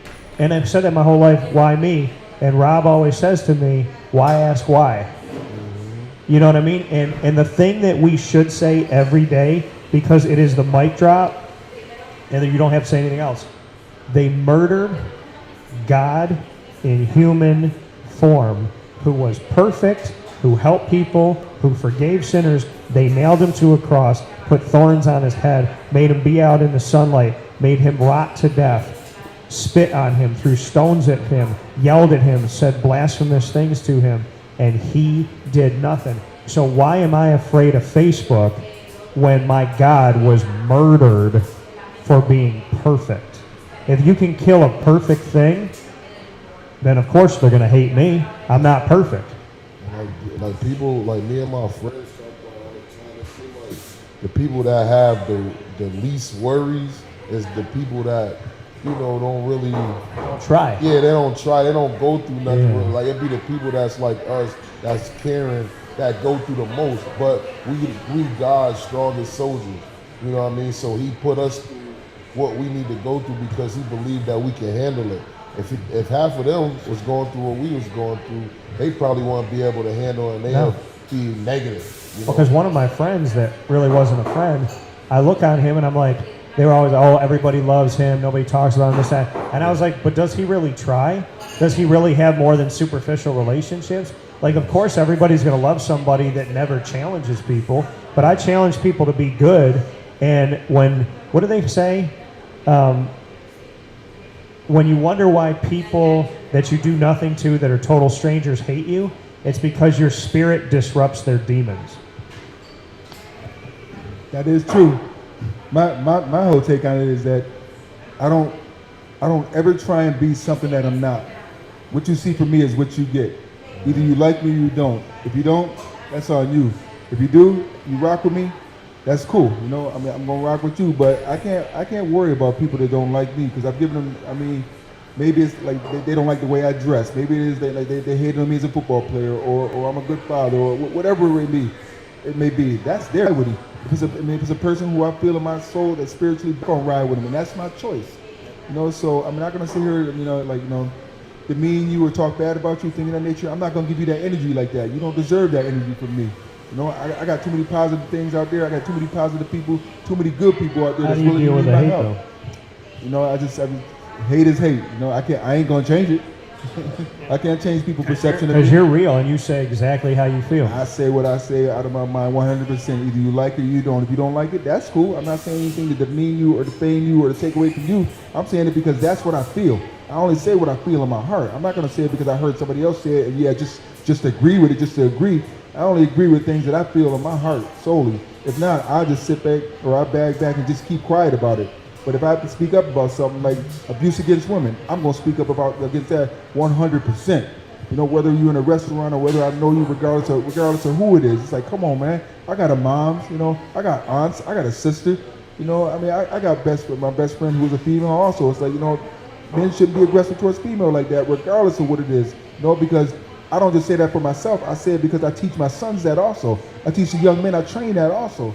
You know, be respectful to women. Be respectful to kids. Be respectful to your elders until they give you a reason not to. But as athletes, we're bigger, we're stronger, we're more powerful, more athletic than the average, you know, general population. So we got to understand, as I said before, with great power, which we have, comes great responsibility. So we got to be, I won't say in our feelings, but we got to be more in tune with ourselves and understand the control that we have and how much people are looking up to us and seeing what we do, because especially these little kids. You don't think I understand that these young kids that see me, I'm leading by example. So what I do, they're gonna do because they think it's okay. So I gotta lead by example, and I gotta do what's right all the time because I know they're watching. Because my sons watch, so I know other kids are watching me also. Well, that's the thing. Like being an only child, I have brothers that have become family, and I have 13 nieces and nephews, and and people that they'll look at you and be like, but you don't really have. And I was like, no, I'm Uncle Dan. I have 13 nieces and nephews, and I have a godson, and how I act is a reflection. I mean, like, what I do and what I say, they might copy that. And my cousins, Nico and Miguel, growing up, we're not like cousins, we're like brothers, and we still are. And I have a card that they got me with Captain America on the front of it, and I always talk about I have a Captain America complex. Like, I can't, to me, it's like, I can't stop doing the right thing, but it pains me when you see, like, good people hurting. It's not just me. If I saw somebody hurt you, that hurts me. When I see somebody, Rob and I have a mutual friend, and he said to me, he goes, I love Rob. But he'd be saying some stuff on Facebook, and I can't roll with that, and I just stay away from that. And I was like, well, then you're not his friend. Because I love Rob 24/7. I don't love Rob if I agree with his post. I don't love Rob in real life, but not on Facebook. I love Rob. So to me, he's speaking his mind. He's saying his piece. He's saying his pain. He's saying what he feels. I'm going to be with Rob all the time. I'm not going to be in a bar someday and somebody comes up to Rob, speaks to him some kind of way, and I go, well, not with Rob right now because I'm scared. If I'm with him, I'm with him. And that's it. Because I don't want people, I said, think about the Fairweather fans. I said, think about if your mom was like that. If your mom was like, oh, baby, I'll come see you when you score 20 points. But when you sit the bench, I ain't coming to that damn game because you whack. I'm not, think about if your family, think about if your wife was like, you know what? As long as you get a promotion at work and you make good money, I love you. But the day that you lose your job, I'm going to cheat on you because you're not worth it. Like, if you thought about the people in your personal life, if they only loved you when you were high, you'd be alone as hell. So why be a fan who's like, everybody loves a 6-0 team, but ain't nobody loves a 6-4 team. The media, the coverage we had we were just talking about that when they was 6-0 and they was doing their thing. I mean, my shows are just as long whether they win or lose. You can go check the tape. They done lost 4 in a row, and you can hear a pin drop when it comes to Syracuse football around here, man. Oh, you could hear a pin drop in the dome. You were there. There was about 5,000 people in the dome at the end of the game. Right. And it's just like, like when we was, I remember I think it was my junior year, we went to Texas. We almost lost to BC. People was leaving the dome. Yeah. I remember people was leaving. And you see it. And I tell the fans all the time, I'm like, the players see it. And I said, when you get a recruit come on a visit, when a recruit goes to Notre Dame, ain't nobody leave. When a recruit goes to Penn State, nobody leaves. When the recruit goes to Florida State, no, most of the time nobody leaves. You go to Florida, nobody leaves. Alabama, nobody leaves. And it don't matter who they play. Yeah. Right. And you come to when Syracuse played Florida State and beat them 59-3, the only fans that left were Syracuse fans. The Florida State fans are still drinking, laughing, having a good time. Yeah. They weren't like, oh, we won, we're going to go home. So I look around the dome and I said, what recruit, you want 5-star recruits. By the way, the system is flawed. But you want 5-star recruits. If they come to Notre Dame, Florida State, I don't care, BC, UConn, Florida, Texas, and Syracuse, and they come to a game and they watch everybody leave in the third quarter, why in the hell would you play for a team whose city gives up on you? And not only gives up on you, when they're winning in the third quarter convincingly, people leave then going, well, they won. And so even when they're winning, they leave. They don't even really cheer. Like, you be at like when I went to the NC State game, me and a couple of my teammates was there, and we was up, riled up, and then you got people that they stand up and they just sit there. I make some noise for them, man. They out there working their butts off. And when you're losing, you need to be loud. Yeah. I never understood the basketball game. When Syracuse's basketball team is winning, people are hyped. They're up. Ah! Yeah. When they're down by 14, when you need to be standing up, dead silent. Yeah. I'm like, they don't need you to cheer them on when they're up by 20. They need you to cheer them on when they just lost the last 3 possessions. Right. That's when we need y'all. When we down, we need y'all to bring us back up. Like I said before on your show, like the fans is just as important as the coaches, the players, the cheerleaders, whatever. We need everybody in it. Like once everybody is in it, that makes us want to play better. You screaming, you yelling, you cheering for us. We like, all right, let's go. We got to do this for them. But now it just shows that, I just got to have my team back. I got to sometimes even playing for the coaches be hard because at times it'll be like, yo, we ain't even here for them. We here for each other. We riding for each other. Let's go. Let's get on this boat together. Well, you know what Dungy said, and I'll never forget this. Dungy and Cooney, two of my favorite guys, both had mic drops. By the way, shout out to Eric Dungy, DC Defenders XFL. Go kill it. Go be the player that we already know you are and you know that you are, and go play for your dad and go be awesome. Abdul Adams got drafted too. Yeah, and I shouted him out. Yeah. And listen, I was watching. Dungy got drafted, put it out as soon as I saw it. And then St. Louis Battlehawks drafted Abdul Adams, put it out as soon as I saw it. So what I was saying about Dungy, we were in the football wing, and I was standing off to the side, and I call it the beehive. So what I do is, and everybody knows this about me, whenever somebody runs and flocks to a player, I wait, I talk to a bunch of other guys, and I wait till the beehive leaves, and then I go talk to them because I like one-on-one. I like to build relationships, or else we wouldn't be sitting on the couch together. And so when I was there with Dungy, the beehive was around him. He looked right into the camera. He waited a couple minutes.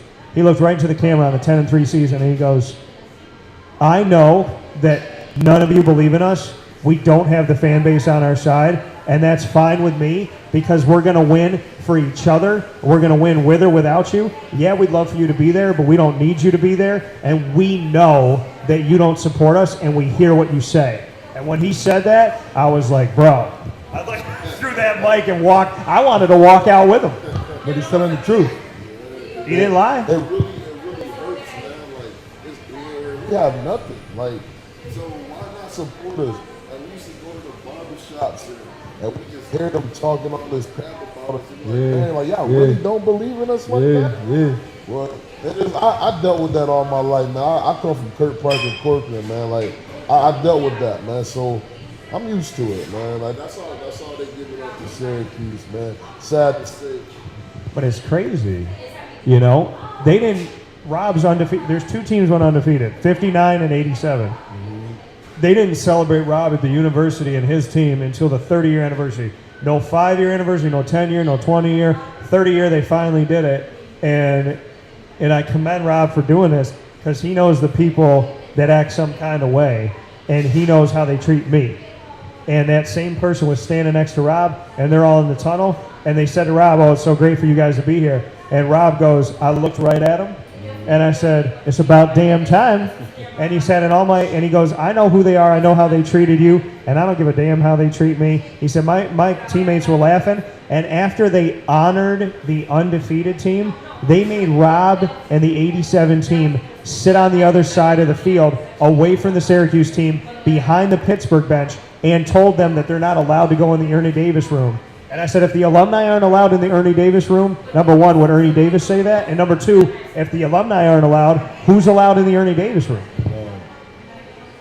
You tell me, because I think we can get in there now, but I mean, it's just the fact of having to jump through hoops, you know, to be a part of something that we built. Fans don't come here to see, you know, who do they come here to see? They come here to see the players. Right. And by the way, the juxtaposition, when everybody was talking about, man, Notre Dame pushed Syracuse around, but did you see their linemen? I said, go to the 87 film of that team. The linemen that y'all had look exactly like the Notre Dame linemen today. So it's not like Syracuse didn't have those linemen. It's just, you know. And when they adjusted, they started doing good with it. Like, so it was just an adjustment thing, man. Like, man, keep fighting, y'all. Yeah. Don't give up, man. We with y'all. Hey, listen, I'm an impartial broadcaster, so I don't pick them every week to win as a broadcaster because I think that's a cardinal sin. So nobody adjusts to Dino Babers better than Dave Clawson at Wake. So I picked Wake, but the guys, you guys know this. Whether I pick you or not as an impartial broadcaster, I always want you to go 12-0, 13-0. The guys know that I'm going to say what I say constructively and I'm going to pick a game impartially. But at the end of the day, there has never been a day in the history of anything that I don't want my guys to go to work and win the games. And they know that from my heart. And that's why whether I pick them to win or lose, we hug after the game. You know, Matt Bergeron, I'll never forget moments like this. I talked to Andre Schmidt, And I love how Syracuse, so like the communications department, they'll introduce me.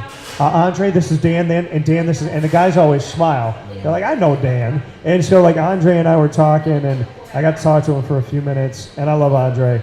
And then Burge was the last person, and they left me alone, finally, to talk to this guy. Now that I'm saying this on the air, they won't leave me alone. But I'm talking to Burge, and at the end of it all, when I shut the camera off, he was sitting down like this, and I put my hand on his back, and I said, thank you. And he said, yeah, man. And he's like, you're welcome. And I said, no. I said, and the last thing I said to him, I whispered in his ear, I said, thank you for every single thing you did for my city. Thank you. I appreciate that. And I wanted him to know that. Because that, to me, that is bigger than any story, any block, any NFL draft pick. To be able to look a man in the eye, a woman in the eye, and say, thank you for what you did. Thank you for the positivity you brought. And whatever happens from here, I got you. That's all that matters to me, is that they know I love them no matter what they do. That's all that matters to us as former players. You know, that's why it's so odd to me that, I mean, since Baber's gotten here, the distance between the former players and the current players, you know, and that's just, you know, it's like we know how to win. Put it that way, you know. I mean, I'm from an era in Syracuse where we were ranked nationally all the time. We're winning, you know, 9, 10, 11 games a season. We're going to national. Swayze just went to the Greater Syracuse Hall of Fame, and what did the university do to honor him? I don't know. Did they do anything? Oh. Rob Conrad just gave a ton of money to the new running back room, and they didn't even let him speak at the game. Oh, wow. I said I would have told him that the check gonna bounce. That's what I would have done. Sorry, I didn't mean to interrupt. No, I just want to mention Swayze because he played on your team. I mean, and I was at the banquet. Actually, Syracuse, Deion Maddox. You know, I give Deion, you know, a lot of credit because he's doing a lot of things to bring the former players and the university together. So, you know, it's not going without saying, Deion is working his behind off. To build back that relationship. Deion and Coach Hicks, two guys. And doing a great job, you know. But he got me tickets to the. I didn't even know Scott was getting inducted into the Hall of Fame. I knew it after it happened. That's the thing. That's a problem with Syracuse. You know, we don't know enough about when something this, you know, fantastic is happening to one of our own. You know, Scott's, you know, a homegrown, you know, went to JD high school with me, played high school football with me, played in college, got drafted by the Miami Dolphins in the second round. So Scott's everything that I was also, but to not really announce on a bigger fanfare or site that he's being inducted to the Syracuse Hall of Fame is just crazy to me. But it says so much about the city of Syracuse. You know, as I said before, it's Friday now. The game against Wake Forest is tomorrow. I haven't heard nothing about the game. Nothing. And so go to WakeUpCall with Dan Tortora. We did one last night. I mean, when I was playing, I haven't heard anything this week. It had billboards on the news, on the radio. Nothing. You know, people. Ain't nothing going on here, man. Nothing. They shifted to basketball. Oh, right to basketball. We built an aquarium. Yeah, you know that. Oh, I ain't know that. $100 million aquarium. Where at? I don't know. It's somewhere in the Inner Harbor or something that we don't need, but hey, it is what it is. Here's my thing, though. You're going to build the aquarium, but for 6 months it's snowing. Who's going to go? Right. Man, please. I don't leave the house for 4 or 5 months. Yeah, man. No, but you guys. You bring it up like we don't know. And let me ask you a question, because I just had Bucky Jones on the show. So it took a million years for them to honor Joe Morris, right? And Joe Morris is the leader in career rushing yards, 4,299. So, and he's leading by a lot from first to second. So let me ask you this. Should Bucky Jones' jersey get retired? He's a Super Bowl champion and a first-round pick. Of course. Should Chandler Jones' jersey get retired? Of course. Should Arthur Jones' jersey get retired? We got all these Super Bowl champions. We're not retiring any of those jerseys. I'll tell you this, Trayvon. How about this? Because I told Rob didn't know this.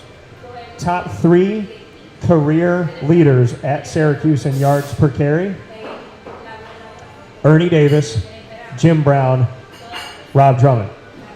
300 carries or more, because Jim Brown only had 192. Of players that carry the ball at Syracuse at least 300 times, Ernie Davis, Rob Drummond. He's never spoken at a game. Yeah, that's crazy. So at what point, if we're going to honor Sean Tucker, we need to honor Rob Drummond. We need to honor Bucky Jones. We need to honor Chandler Jones. We need to honor Arthur Jones. What are we doing? Justin Pugh was a first-round draft pick. He's still playing in the NFL right Still now. playing. I saw him the other day. Yeah. And they said he was never going to make it because he was too little and his arms were too short. I don't see why. First-round draft pick. He was a giant to me when I Yeah, he was a big boy. He was a monster. But like, what I'm saying is, we just retired McNabb. We just retired Don McPherson, your quarterback. Like, at what point do we start giving accolades where they're like Tabucky Jones? And I said it to him and he laughed. I looked at Tabucky because he was in Rob Conrad's box when I went to see Drum. I looked at Tabucky sitting in the corner. I go, bro, you could play right now. And he looked at me. He goes, I'm ready to strap up and go. He's like, I'll hit somebody right now. Yeah, Buck looked in shape, boy. And what Buck said to me, he said when a guy beat him on the field, he said, Dan, I thought about that for an entire year until I got to play him again. If one person beat me one time, I thought about that until the next year. Like, and I'm sitting here saying to myself, you got Super Bowl champions whose jerseys aren't hanging from the rafters right now. You got to talk to Syracuse about that. That's what he says to me all the time. I say, why aren't they running the ball? He goes, you got to talk to them about that. But you know what? We told Dino to run the ball for 6 years. He finally ran the ball. What happened? He won. We told Dino that he needs to recruit locally at least a little bit. Where's Syer Torrance going? Syracuse. We told Dino that he needs to reach out to the alumni. And now that they've done a little bit, what's happening? You know what I mean? It's like, it's not rocket science. No, it's not. And I like Dino, and we have a really, really good relationship. But those are the questions that I would ask him, pull him aside and say that, by the way, you guys don't know this. I'm going to take my hat off for this because I'm going to ask you both about this. I already know your answer. Dino had some PTSD when they beat NC State. I don't know if you guys realize this, but in the post-game press conference, they said to him, like, what were you doing? He goes, I didn't go out on the field. And he said, because when we beat Clemson, I went out and I was underneath the goalpost, and out of nowhere, this dude came up to me that didn't know me and started rubbing my head. And he goes, I don't care who you are. A man does not rub another man's head. That's true. And so he said to me, he looked at me, he looked at all of us and he goes, it came out of nowhere. He goes, so I didn't go on the field for the NC State game because I didn't want to chance it. So this season, a couple weeks ago, I go into Mother's Cupboard, one of the partners that I have, 3709 James Street. They're like, literally, if you come to Syracuse, you got to go to Mother's Cupboard. So I'm in Mother's Cupboard. I'm waiting for my food. Ironically, chicken. So it goes back to chicken sandwich. Not yogurt chicken, real chicken. So I'm standing in line. I'm waiting. This guy comes up to me, probably 50 years old. He walks up to me. He looks at me and he goes, and while he's looking at me, he does this to my head. And I'm looking at him and I'm going, what? And he goes, the chemo's working. And I went, what? And he said, you look like a guy I work with. And if it's any consolation, he's a nice guy. I'm sorry. I didn't know it wasn't him. And I'm sorry. And I'm sorry. And he kept apologizing. And I just looked at him and I didn't say anything. I was like, I don't know what to say to him. I was like, but you know what I do know? Is I can walk up to Dino and be like, another man touched my head today. And in that moment, I thought, I'm going to kill somebody. And that's how Dino felt. He'd have caught these hands, boy. I ain't even going to lie about that. Don't touch What would my you head. do? Don't touch my head. What would you do if a grown man just came up to you and just and I'm telling you, he looked right at me like this, and he did this. I told you. He did this. He'd have caught these hands. I was just like, ugh. Oh, yo, what's up with you, man? For real. You all right? I looked at him like, in what world does this look right to, even if you knew somebody, Right. what would make you feel like I'm going to come up and say, like, is the chemo work? Because I shaved my head.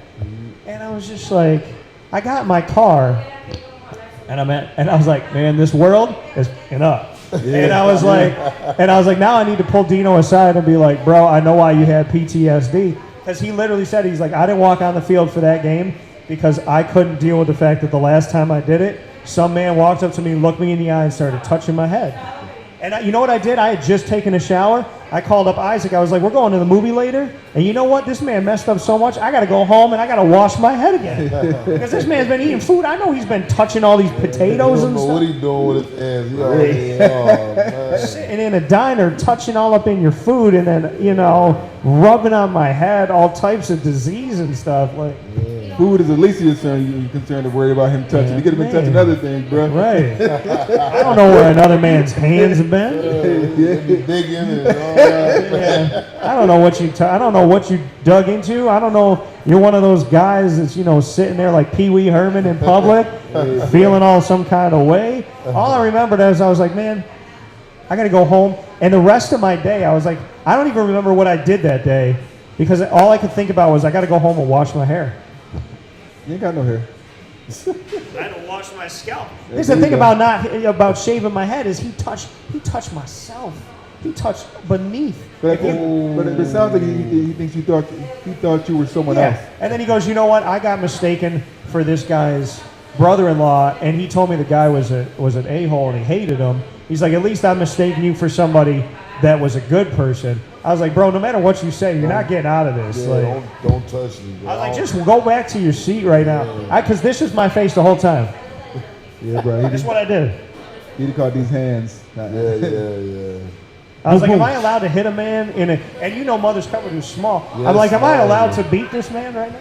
He'd have caught these hands. I'd have pushed me so hard. Hey, yo, bro, yo, Yo, what's up with you? tripping. I just looked at him like, I was like, what in the world would make a man touch another man's head? And the thing that made me even more mad is I'm single, so I couldn't go home and be like, baby, rub my head for a second. I need to even this out. Like, I just went home and I sat on the couch like, this world's lost its damn mind. Man, it did. Lost it long before that. That's I it. think he tried you, man. I think he did. Hey, let me tell you something. I got muscle memory. I remember exactly what he looks like. I will never forget what that man looked like. Walking there, and I was like, you know what?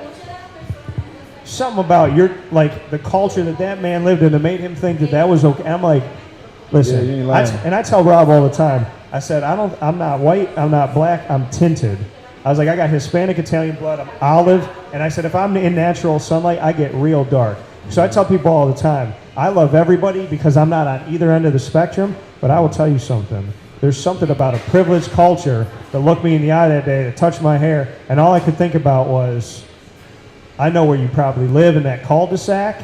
You better lock all the doors tonight. You say that now, but he has his hands there. Because I You wasn't never doing in a nothing. million years thought that would happen to me. Like I said, he'd have caught these hands right there and there. I was like, man. Yeah, we'd have flipped some tables in there. But I reacted the way that Dino did. Dino was in a place of business. I was in a place of a partnership of business. And so Dino in that moment, like me in that moment, I'm like, is there cameras in here? Like, I work at this place. You see what Deion Sanders did, and all the other coach did was just, just yeah, I push him, remember right? I seen that. Deion was about to put them hands on me, so Deion knew what time it was. She didn't know what time it was. I'm bro. gonna tell you something right now.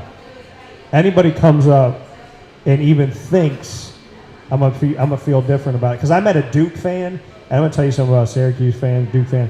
Everything that a Syracuse fan thinks a Duke fan is, they're right. Yeah. Because I was down in Brooklyn at the Barclays Center, and I went and I had my briefcase with me, all my stuff with me. I got patted down when I came into the place, which I thought was so weird.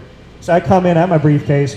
My ex at the time and her sister was there, and there was a drunk Duke fan. And I always picture what a Duke fan would sound like. And then I met him, and I was like, man, you're everybody that I would think. And this guy was gone.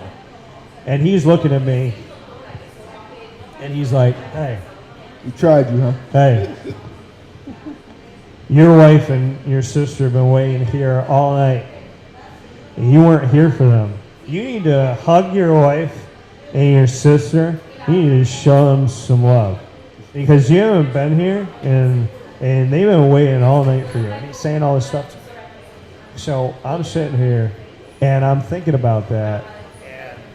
After he said that, he goes, you need to interview Grayson Allen, because I don't know, maybe he's got a brother, I don't know what he has, but when he trips people, when he puts his foot out, he goes, I don't think he's tripping them. He goes, I just think he's doing it because he had older brothers and he couldn't beat them. He goes, you know what, talk to him. And as he's talking, he comes up and he's like that type of drunk where he's spitting. Oh. So he's spitting. I grabbed a napkin. I'm like this, and he's like rubbing my shoulder. He's like, bro, you need to talk to him. You need to do your job. And I was like, from this moment on, I will never go to Cameron Indoor because I'll kill somebody there.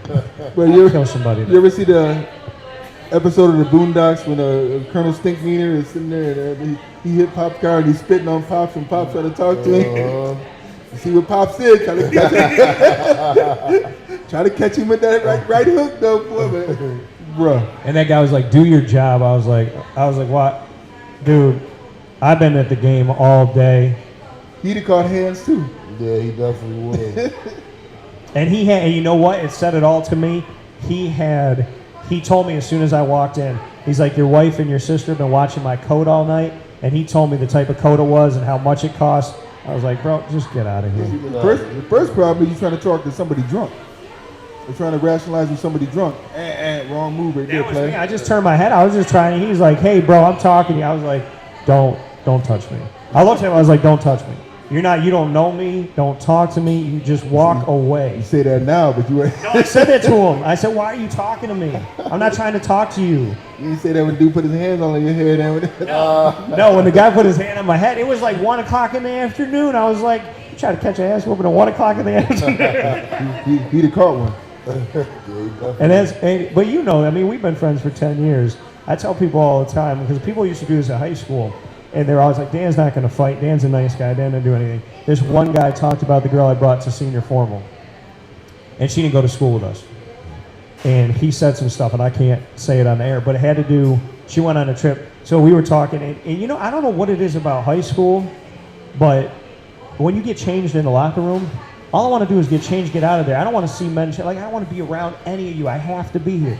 So I'm changing, and this guy came up to me, Greg. And he looked at me, and he was like, hey, man. I was like, I'm not trying to talk to you, man. I don't want to talk to you. And he was like, no, man, I'm sorry. He said, that girl you brought to prom, he said, how's she doing? I said, good. She's on vacation right now in Jamaica. She's on a cruise. And he said something to me that I can't say on the air. And all I could think about in that moment, as much as I'm a person that doesn't get in fights, and that's not me, all I could think about was she's not here to defend herself. I grabbed him in that moment, and I'd never done anything like this. I threw him up against the locker, I held on to him, and I looked at him, and I was nose to nose with him. I said, Hold on, play. You grabbed a naked man? no, he was clothed. I don't grab naked men. He had a collar on. All right, play. You good? Go ahead. Go ahead, finish. All right. I don't touch anybody. You got no clothes on. Clear it up. No. So I threw him up against the locker. I leaned into him and I said, this is as nice as I'm going to be from here on out. Are we clear? And I'll tell you off the air what I said about what I said, because I can't say it on there. It's a family show. But I said that to him. And after that, he didn't talk to me the last few weeks of school. And my one buddy, he's like, he's afraid of you right now. He's like, and by the way, he's got mad respect for you. I said, I don't want that man's respect. If this is what it took to gain his respect, I don't want that. All I was thinking about, like you said, is you don't let a man talk about a woman some kind of way and keep your mouth shut. Nah, you can't do that. That's the one. And you know what? As peaceful as I am, and I don't use my hands for stuff, I can tell you the only times that I have done really anything is when anybody has said something about a woman. There was somebody in my family said something about my wife before we got married. You know the story. And this person had bullied me my entire life in my family. I ran up the stairs, got in his face, and I was like, you're done. So I can tell you without doubt, the times where I have just been like, you know what, I'm done, those times have been when somebody said something about a woman in front of me. And I can't, and at that point, it's different for me. Yeah, I mean, for me, it's a woman and a child, or a young kid. That's different, man. I become an entirely different person. I mean, I can see a dude say, it could be a friend, but if I think he can handle his own or handle himself or take care of his business, I'm gonna let him do it at his own discretion. I ain't gonna let him go just jump or nothing, or let nobody. Yeah. But I'm gonna let him handle it at his own discretion. But a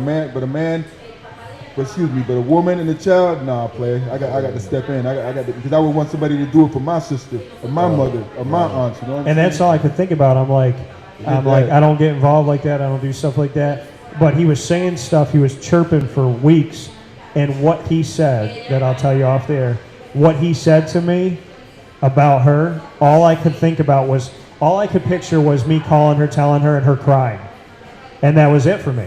That was it. And I didn't see anything after that.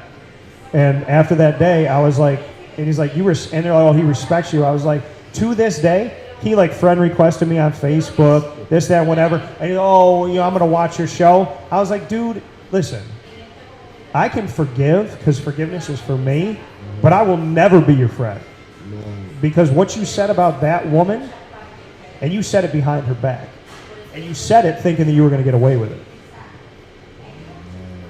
I don't respect, to me, a good man is, my dad was all, you know, a good man is working in the field, a good man is getting out, getting dirty. I said, a good man is how you treat a woman. That's my measuring stick. I don't care how many holes you dig. I don't care about how many houses you build. I don't care how sweaty you get outside working in the field, this and that. That was my dad. You got to work, manual labor, no. I said, it's how you treat a woman. You could do 1,000,000 miles of manual labor, but if you treat a woman with disrespect, you're not a man. Not at all. I mean, I tell my sons that all the time. That's the only way I measure a man is I watch how he treats his lady and his mom. That's a man. That's exactly how I'm the exact same way. You know, and I say I lead by example. It's like, you know, every time my whole purpose is every time I'm around a woman in a situation, I want them to feel safe. They already see me as a big, you know, 6'4", 235-pound athlete, you know, blah blah. But I just want them, regardless of that, I want you to feel safe as long as I'm here. You know. That's how I'm like everybody in my family. Me too. Oh, me too. I protect them all. Yeah. I don't play with mine. You ain't lying. I'm the same way, bro. For real. And I just do that. I always tell people if they don't know me, I always do the hand. I said, if we're in a place and I put my hand on your back and I say, hey, why don't we just get out of here? It's because I saw something, I feel something, I know something. Yeah. That spiritual vibe, I feel that energy. And I tell them, and I was like, don't question me, don't ask me about anything, just trust me. Because I did that. I was in the mall years ago when it was still Carousel Mall. And I was up at Hoyt Cinema, and I was dating a girl at the time. And I put my hand on her back, and I said, babe, we got to go. And she was like, what? I was like, don't make a scene, don't question me, we just need to go. I don't know why, we just need to go. You need to trust me. Yeah. Go with your first gut. Because we talk about it all the time, I feel people's vibrations. Yeah, I do too. I can literally walk by a person and I know if they're a bad person. I don't know how to describe it to you, but I get this rush when I know it, and when I know somebody's good, I know they're good. When I know somebody's not, I don't know how to describe it to you, but I just stay away from it. Yeah. Like I know there was one person, I never felt this about somebody before, but like they had like a demon on them. Like they had like a shadow that followed them, and I could feel it. And when they would leave my house, the thing would linger there. And I could sense, because people want to know, does God exist, does the devil exist? They both do. And I can tell you, on this planet, living in this earth, people think I'm crazy. But I've seen it, I've heard it, I've felt it, I know it. You can think that I'm nuts, but my entire life, when I'm open to it, I'm more like myself. When I close off, I don't feel like myself. And you know it. I can see things. There are things all the time at work, and I see them, and I know them, and I feel them. And when I tell you that something is not right, you just have to trust me. I believe you. No, I can. I felt it in your house the one time I went to your house. Over on the east side. You felt what it was. Well, you said it to me about my ex's mom. Yes. You said, I've never talked to her, but I know who she is. And he described it to a T. Mm-hmm. He goes, Dan, I know it's not a good person. And then one girl I dated, I felt it in the house. Never had this happen to me before. She was fighting with me, and my lights kept going off. And she's like, oh, that's God agreeing with me. I go, no, it's not. And then I had 3 angels fall off my tree. And she left, and for like weeks, I felt like this thing watching me while I was sleeping. I had my house blessed.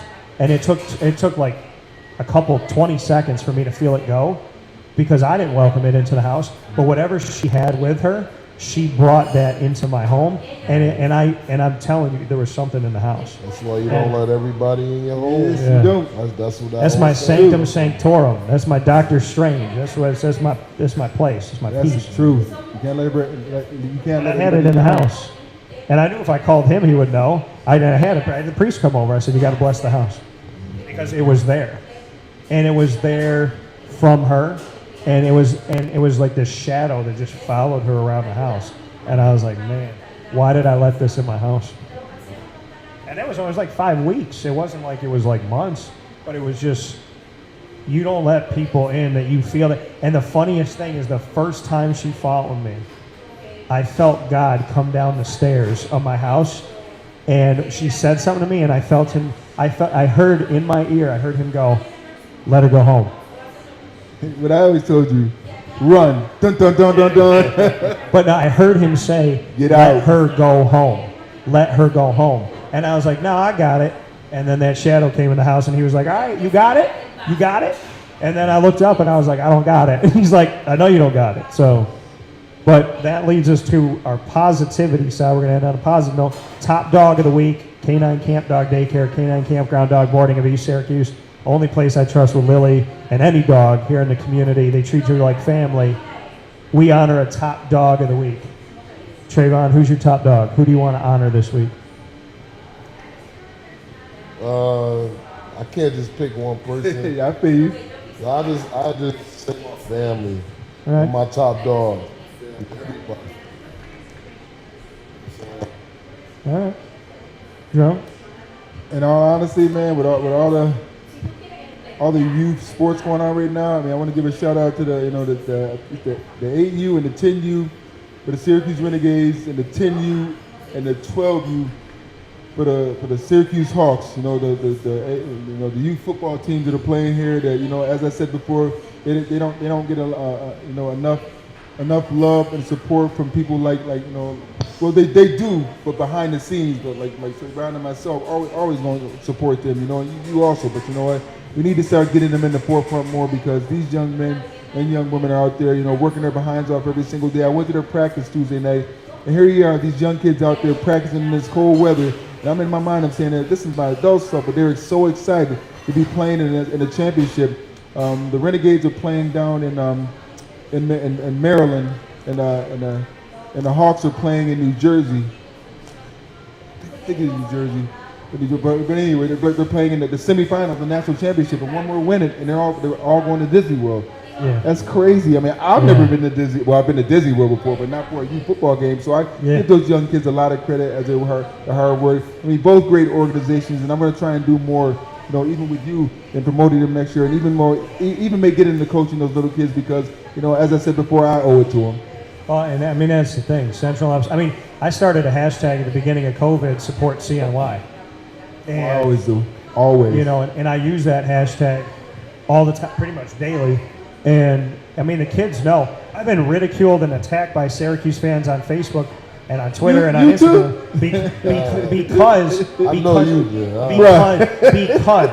because I said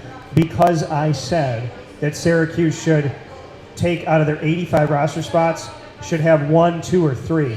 And this one guy misquoted me, and I tried. And this was my mistake. You don't engage. And this guy's a lawyer, so I already knew he can't lose. And for 2 hours, man, this guy back and forth, misquote me. I said, dude, I said to free up 3 spots. You can't tell me there's 3 people in the state of New York to give spots to, and the other 82, you go wherever you want to go. But that's all I was like, I'm getting hate because I said support the community. So I was like, you know what? You live in the community. I hope everybody saw what you said. I hope every kid saw what you said. And I hope their parents, when they need a lawyer, saw what you said. I don't wish ill on you. I don't wish that you don't get business. I just hope they know who they're dealing with. Right. Because you're dogging me because I said to love. I literally went out in the community and said, I love these kids. I support these kids. And I want Syracuse to recruit them. You found something wrong with that? Right. Man, then go somewhere else. Go somewhere else. What am I supposed to say? I go out to the game, and I put my money where my mouth is. FM, ESM, CBA, CNS, Liverpool, West Genesee, the Southern Tier, Maine Endwell, Union Endicott, Shenango Fort, Shenango Valley. I don't care. I don't care where it is. I'm going to go out there and I'm going to love them up. I got people asking me, why are you going to the game tonight? It's 28 degrees. Because I know the kids. I know Union Endicott. I know West Genesee. I'm going to be wearing my upstate stuff, and I'm going to be sitting out there. And listen, my allergies already suck. I already got a sinus infection. So whatever. 28 degrees. I'm going to bundle up. I'm going to be out there. I'm going to have a good time. I'm going to love them up. And whoever wins, I'm going to love them up. And whoever loses, I'm going to love them up. Because at the end of the day, they both play in my state, in my community. And I will do everything I possibly can to make sure those kids have a spotlight. I don't care if it's JUCO, D1, D3. I don't care if they become a janitor, they work at the airport, lawyer, doctor, whatever they want to be. I will always be there for those kids, rain or shine. They know that. And I don't need to say it because I show it, but that's what we're about. That's what we're about. That's what we do. So somebody will come up to me and say, hey, how come you didn't talk to my kid yet? Hey, how come you didn't do the school yet? And I tell everybody the same answer. Just because they haven't been on the show is because we didn't get there yet. Right. My answer is always yes. Somebody calls me up and says, hey, will you talk to my player? Will you talk to my kid? I'm like, why are you asking me? Yeah. He ain't gonna tell you. You should talk to the little Trey boy. He gonna be a little stud boy. I see him out there. He a little shy though, but I'll definitely bring him. You know he's welcome. No, boy, by the way, your guy Tyrone, he just wrote into the show. He said, yeah. So your dad said, Trey, don't be touching my head. Is what he said. Oh yeah, I always get him. He got a baldies. I always get him. Yeah, but it's a football game. What is it? The Big 44 game. It's a Section 3 against Section 5. I think it is. They take 44 players from Section 3, 44 players from Section 5, and they play against each other. I think it's at Liverpool High School. I think they doing that tonight? No, I think it's Saturday. No, because tonight is Section 3, Section 4. Yeah, I think it's Saturday, but it's like they took. Actually, I know about it because my cousins is playing in the game from Kenyon King from Bishop Blood. But that's the thing. They're not even promoting the game like that. The high school. Well, the thing is, Syracuse basketball, I understand why they moved their time, but like their time of their game is at 5 tomorrow, and it's supposed to be at 2. And I'm like, man, I got a game at 6. Like, I got to be there for CNS at 6 o'clock. Like, I'm going to the game. I'm not going to skip the game. Where's the Syracuse game at? Here? Home? Syracuse game is here, basketball, Northeastern. CNS is playing Corning for the right to move on in the state playoffs. So I was like, I got to be there. Like, I don't care if I'm there for 10 minutes. I have to go. Because that's my word is my bond. Yeah. If I say I'm going to be out, I got to be out. I mean, I apologize. I had to get on a flight last year. I went to every game except for one, and I called the main Edwell coach, and I was like, I'm sorry I wasn't there, but I had to get down to Florida, and I had a thing I was supposed to go to. To this day, I feel bad that I didn't go. And I went to the other games, and I had them on the show all year.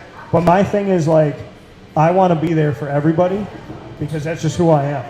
Like, I thought the games were in Binghamton this year. They're like, no, they're at CNS. I was prepared to drive to Binghamton for an hour because I love the kids. It's a hurtful time for me too, man, because that was the game I lost, to go to the Dome. So around this time, I get a little depressed. Man. Yeah. Oh yeah, we lost that game, man. By an inch, man. I had 5 teams in the championship last year. 3 of them state champions. Like, I was so spoiled. But my thing is, that's how they like, and I appreciate so much. So Dave Klein, CNS won. So I waited for the Beehive to leave, and I interviewed Dave. And Dave and I were talking. And then I was shooting a video at the Dome last Sunday.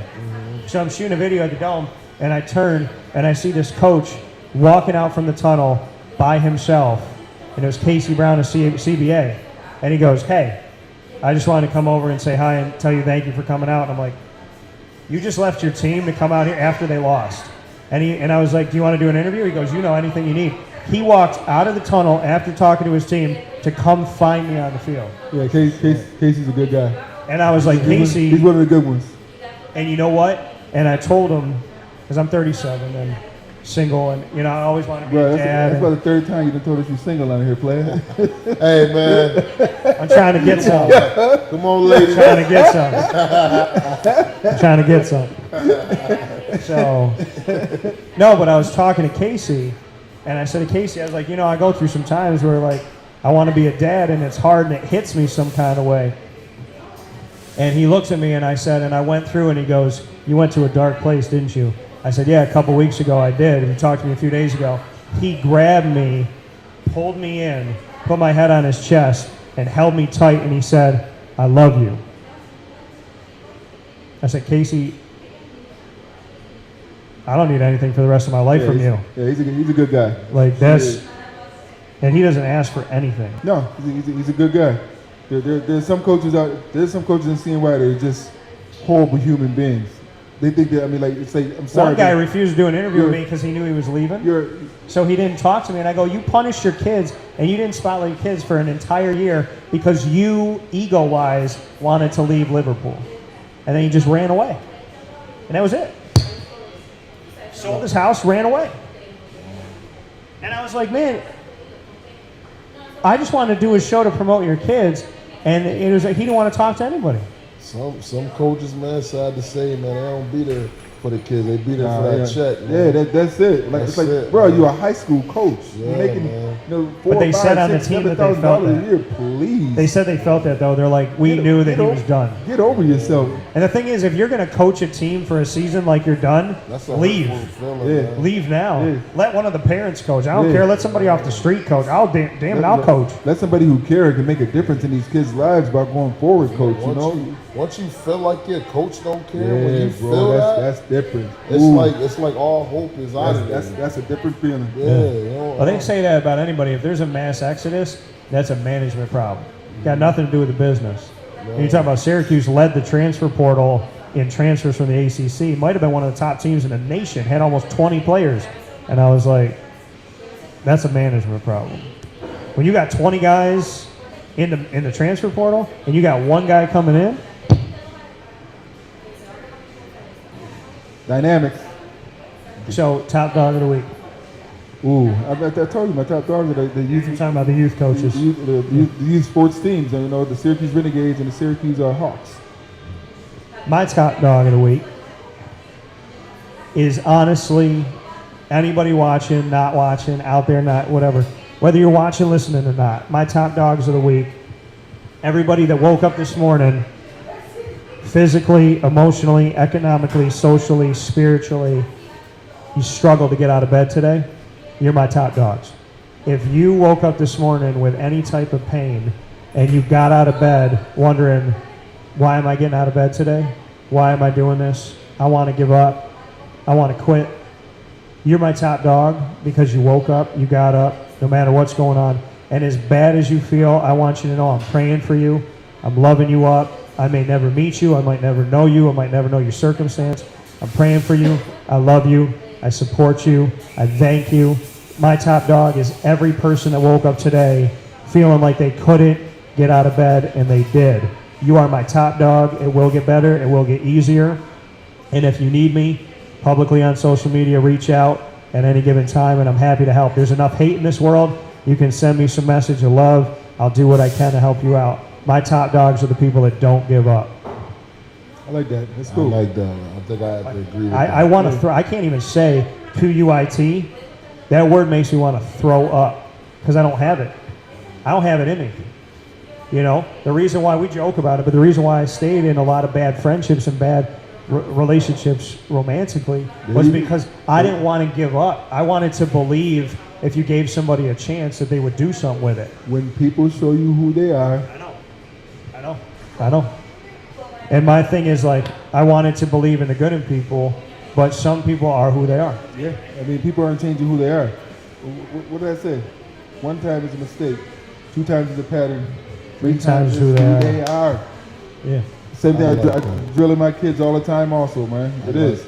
Unfortunately, that's what people are. I mean, I show you who I am from jump. I'm a kind, caring, don't get me wrong now. I got that dog in me. I can show you that athlete, that being tough when you become an ass, but if you don't, and you cool with me, I'm gonna rock with you all the time. I know what to do. I lock myself in my house and I call a friend.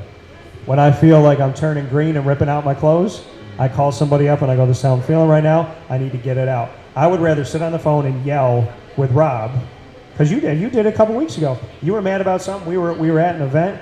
And he was talking to me. Some people walking up looked like he was yelling at me. I go, he's not yelling at me. He's yelling because he's in pain. And he yelled for a good 20, 30 minutes. He cried, he yelled, he struggled. And I stood there, and people are looking like, aren't you afraid? I was like, no. I said, I know my best friend. I know his life. I know his pain. He needed to yell about something, and I wasn't going to leave. And what did I say the whole time you were yelling? I calmly looked at him and I said, I know. I'm here. I love you. And at the end I said, I love you. I got you. I'm here. Because I know he was coming from a real place. I knew he had to get it out. And I stood there and I said, whatever you need, I love you. Because he had to say it.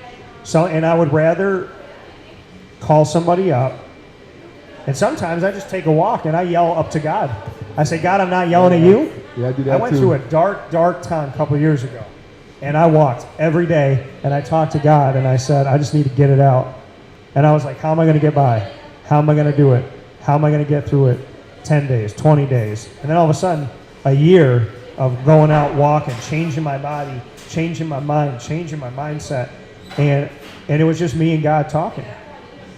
And when I first went out, I felt out of control, out of my mind, loose cannon when I went out the first day, second day, 10th day, 20th day. And then all of a sudden I was calm. And people were like, how'd you do it? I said, I put the work in. There's no other way to get it done unless you put the work in. Yeah, that's true. And when you have that, everybody's got that. Everybody has the Hulk. Everybody does. And it's how you handle it. And like, I would rather call you up and say, Trey, I don't know why somebody said this to me today, and I know it shouldn't hurt me, but it did. Let's grab some lunch. Drum, I know you told me this months ago about this person, but dude, it's weighing heavy on my heart right now. I just need you to hear me.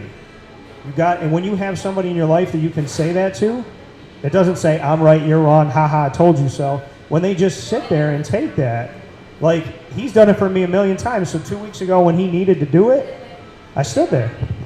Yeah. Because he needed it. So, I mean, I always tell my kids, tell Trish, the wife also, sometimes it's just better to be a good listener. Because that's all people need. They just need to vent some time, and they just need you to hear them out. Yeah. So just be there for them and just listen to them and just listen to what they have to say, because sometimes, I mean, like, in a position, we're strong men. So it's not going to affect us the way it can affect somebody else. So I always say it's a lead by example. So if I can show them how to be strong, they can understand how to be strong. I can have my weakness sometimes, but I'm still strong enough to be able to overcome a lot of things that some of these people go through, and I understand that. So a lot of times I'll just listen more than I'll vent off and let go of myself, because sometimes some people just need a shoulder to cry or just an ear to bend, you know, and it makes their day. 99.9% of the time, if someone loves you, Yo, listen, they'll take the time out. and the answer is easy, and they'll be sitting there listening to you going, I know the answer, but they got to find it themselves. Yeah, I do it. You can bring a horse to water. You can bring a horse to water, and I've done it as many times you've done it for me, and I've done it for. Yeah.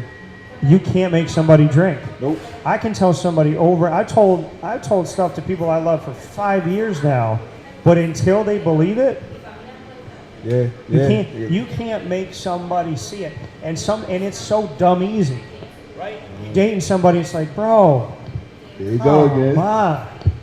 You know, you're friends with somebody. You got a boss like this. Like, bro, come on. There you go again. Listen. Bro, I mean, at the end of the day, The Joker would look at my ex-girlfriends and tell me that he's had less. He's had less. At the end of the day, and this is real, you can't make nobody love you. Right. They either do You can't make anybody change. They either do for who you are or they don't. Regardless. You know, my mom said it to me. She goes, the person that loves you, you're not going to have to try to do anything. No, nothing at all. How do we become friends? Be yourself. How do we become friends? That's all I know how to do is beat myself. I can't. I reached out to you. How do we become friends? Yeah, just talk. The last time you were on the show, we had the realest, I don't know if we talked about football. We had the realest conversation, and I went, there's one thing I thought when I got off the phone, two things. I thought, I love this guy. And I thought, secondly, why haven't we talked more? Shame on me. I walked away from him. I got into my car. I went, I like that dude. I called him up. I go, I hope this isn't weird because we met yesterday. But I was like, I love you, man. I was like, I love you. I respect you. And I feel like we'd be good friends. And he said to me, he goes, bro, you walked away from me. And I thought the same thing. That's a cool guy. I like him. We're alike. I love him. I respect him. And I said, I want to be friends with you, Rob. And he goes, okay. Yeah, ain't nothing wrong It was with 10 that. years ago. Yeah. Ain't nothing wrong with that. But you're not, I walked away from him going like, I don't give about anything about sports or any of that. It was just him. Person. It was him. But what did I say? I said you're not like the average person involved with the media. So you know, it's like you ask me questions about. It's not just about football. You ask me questions about me. Did we talk about football today? Not really. once. Maybe once. We did this show for over 2 hours. Did we talk about football today? Only shout out. It's been 2 hours. I didn't even know this. With football. Felt like I just sat down with you. Right. The only thing about me is I'm hungrier than I was when I sat down. I need some food in my life, and you know. But I mean, and this is what you. The only reason why I did this show today is because this is real life. This is Syracuse. This is Central New York. These are people that put their money where their mouth is. Not a single one of us told you we're good people. Not a single one, oh, you should watch this, do this, do that. Watch my show, don't watch my show. At the end of the day, just know, if you need me, I'm there. You need Trey, he's there. You need Drum, he's there. You don't have to ask about that. One of my guys' sons plays here locally, and I said, he's like, I'm trying to get him out there, trying to do this and that. I go, call Drum. The only person I told him to call. And then he said to me, he's like, I got busy, I should call him. I go, call him. He's like, well, what do you think? I was like, call Drum, tell him you know me. There's not a thing on this planet that's going to be more important than him. He will call you back. Yeah. He will help your son. He always been that way, man. Like he always, hey man, reach out to me, man. When I put certain things on Facebook, he always went in my inbox, man. If you ever need me, man, I'm here for you, man. Don't feel like you alone. Yeah. And all he always, man, for years, man. So, you know, salutes to Drum, man. You're a real dude. All you saw on this show today is what Wake Up Call's tagline has been forever. Where sports meets life. For Rob Drummond, Travon Burke, myself, Dan Tortora from Cafe Kubal, support local, support your community, support Central and Upstate New York. Be good to people. Don't spread hate. And just realize, hate spreads like wildfire, love spreads like wildfire. And what you put out into the world is what you get back. What you sow, you shall reap. So if you think I'm just going to go hate on a lot of strangers, try to ruin everybody's life, get people to cry, eventually that'll come back. People say, why do bad things happen to good people? Bad things happen to everybody. It's just when it happens to good people, we feel bad. When it happens to bad people, you don't. Reality of it all is, at the end of your life, when that soul comes out, what are you going to hand to God, and are you proud of it? Are you writing a story that you would read publicly out loud to the world? If the answer is no, start writing something else. Dan said, I'm hating on them Cowboys this weekend, so that's all I'm talking about. Bro, I just gave all this love. I could have ran for president off the speech I just gave. Everything he said, I agree with 100%. You know, honestly, Rob is the first person to say, lay off my Eagles, and I'm like, you dog the Cowboys so bad. I can't wait to see the post, man. I cannot wait. We them boys, we them boys. You put a guy up with a tutu on, said we them boys. That's all we hear. Bro, come on. Let me stop. Come on, man. I got people ripping out, yelling at me. You're a Jaguars fan, screaming at me. I was like, bro, it's what I like. That's like I like pepperoni on pizza. You don't. Shut up. Move on. I'm a Jaguar. This is what I tell people all the time. I'm a Jaguars fan. I go down to the games. Guess what happens? When the Jaguars win, I go to Disney and the beach. When the Jaguars lose, I go to Disney and the beach. Same thing, no matter. Yes, sir. I was like, bro, if I take a short trip to Disney, or if I take a short trip to Jacksonville, I'm only there for a couple days. I go to the Jaguars game. I go to visit my other parents, my aunt, my uncle, Papa Joe, Mary, my big bro Joey. I go to the Jaguars game. I break bread with my family. We have Sunday sauce. I go to Disney. I come home. That's cool. Y'all can say whatever you want to say to me. I eat good. I see my favorite team, and I go to Disney. So you can tell me I'm a dumb person for liking the Jacksonville Jaguars, but I'm going to tell you something. There are a lot of dumb people in this universe. I support my Jags. They know it. I know it. I've been with them since 1995. And out of every team that was trash that I liked, they've all won a championship except for Jacksonville, including the Toronto Raptors, which people said to me, how are you going to like a team that's not even in America? And in 2019, I opened my doors and I said, where are my flowers and my chocolates and my apology letters? I was still waiting for people to tell me. Why do people even care who you like or not? For real? Is that serious? What does it matter? I mean, it doesn't matter what they like. You a Raptor fan, bro? You a Drake fan, bro? Yeah, I'll be getting that too because I'm a Jet fan. Bro, Oh, you like the Jets? I've never met a Jet fan. Well, you met A one. lot of Jets fans. I got a lot of friends. Like your team, you know, you stand up for your team. I respect that, you know. Right. Whether you're a Lions fan or a Bills fan or like your team, that's cool. I mean, I may go off on Cowboys fan because like as an Eagles, you know, they were an interconference rival and everything, so I'm always gonna go after the Cowboys. But at the end of the day, I have nothing but respect for Cowboys fans. They love their team. They love them you know? boys. So that's cool. And I told him, I was like, I just listen, make fun of it, but it's cool. I mean, I'm cool with it. but I said on the show recently, I said one of my boys, Drum, is a giant Eagles fan, played for the Eagles. I don't know, I was like, I'm not an Eagles fan. However, when they won a Super Bowl, who called you? Oh yeah, you did. And I congratulated him. You did. And I know in the Jaguar, you know, people call me, tell me what's up. I mean, you know, and my former producer, I was leaving Foxborough. Jags had just lost when they went to, they were one game out of the Super Bowl. And I was there. I don't know how to describe this to you, but somebody said to me, when did you know that they lost? I said 6:06 left in the fourth quarter. There was a chair behind me. I turned around. I saw my grandmother sitting in the chair she had passed, and I saw her go like this. And I looked down on the field, and I was like, Jaguars are messing up. And they won that game. I was not even off the grounds. I was standing outside the arena, and my former producer, he called me up, and he started screaming at me for 15 minutes. He talked. I sat on the phone when he finally shut the hell up. I said, bro, I am still here at the arena. My favorite team just lost. If they had won, there was a chance I was going to go cover my first Super Bowl.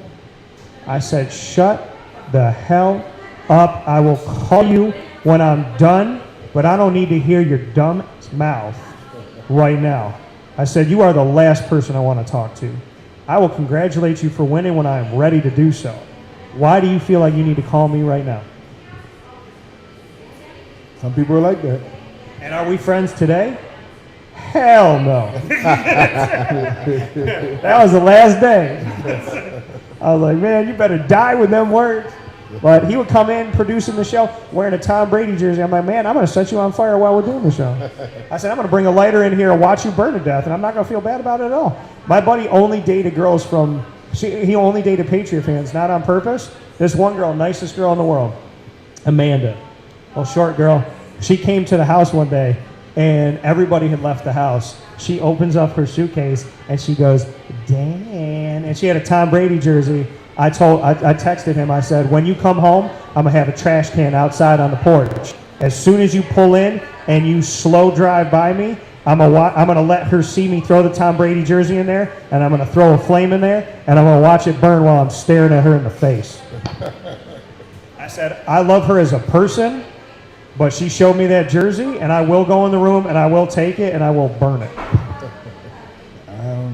That's how I feel about it. And ain't nobody got that much in the year. I'm not a Tom Brady fan, but I was home all day that day. I got nothing to do.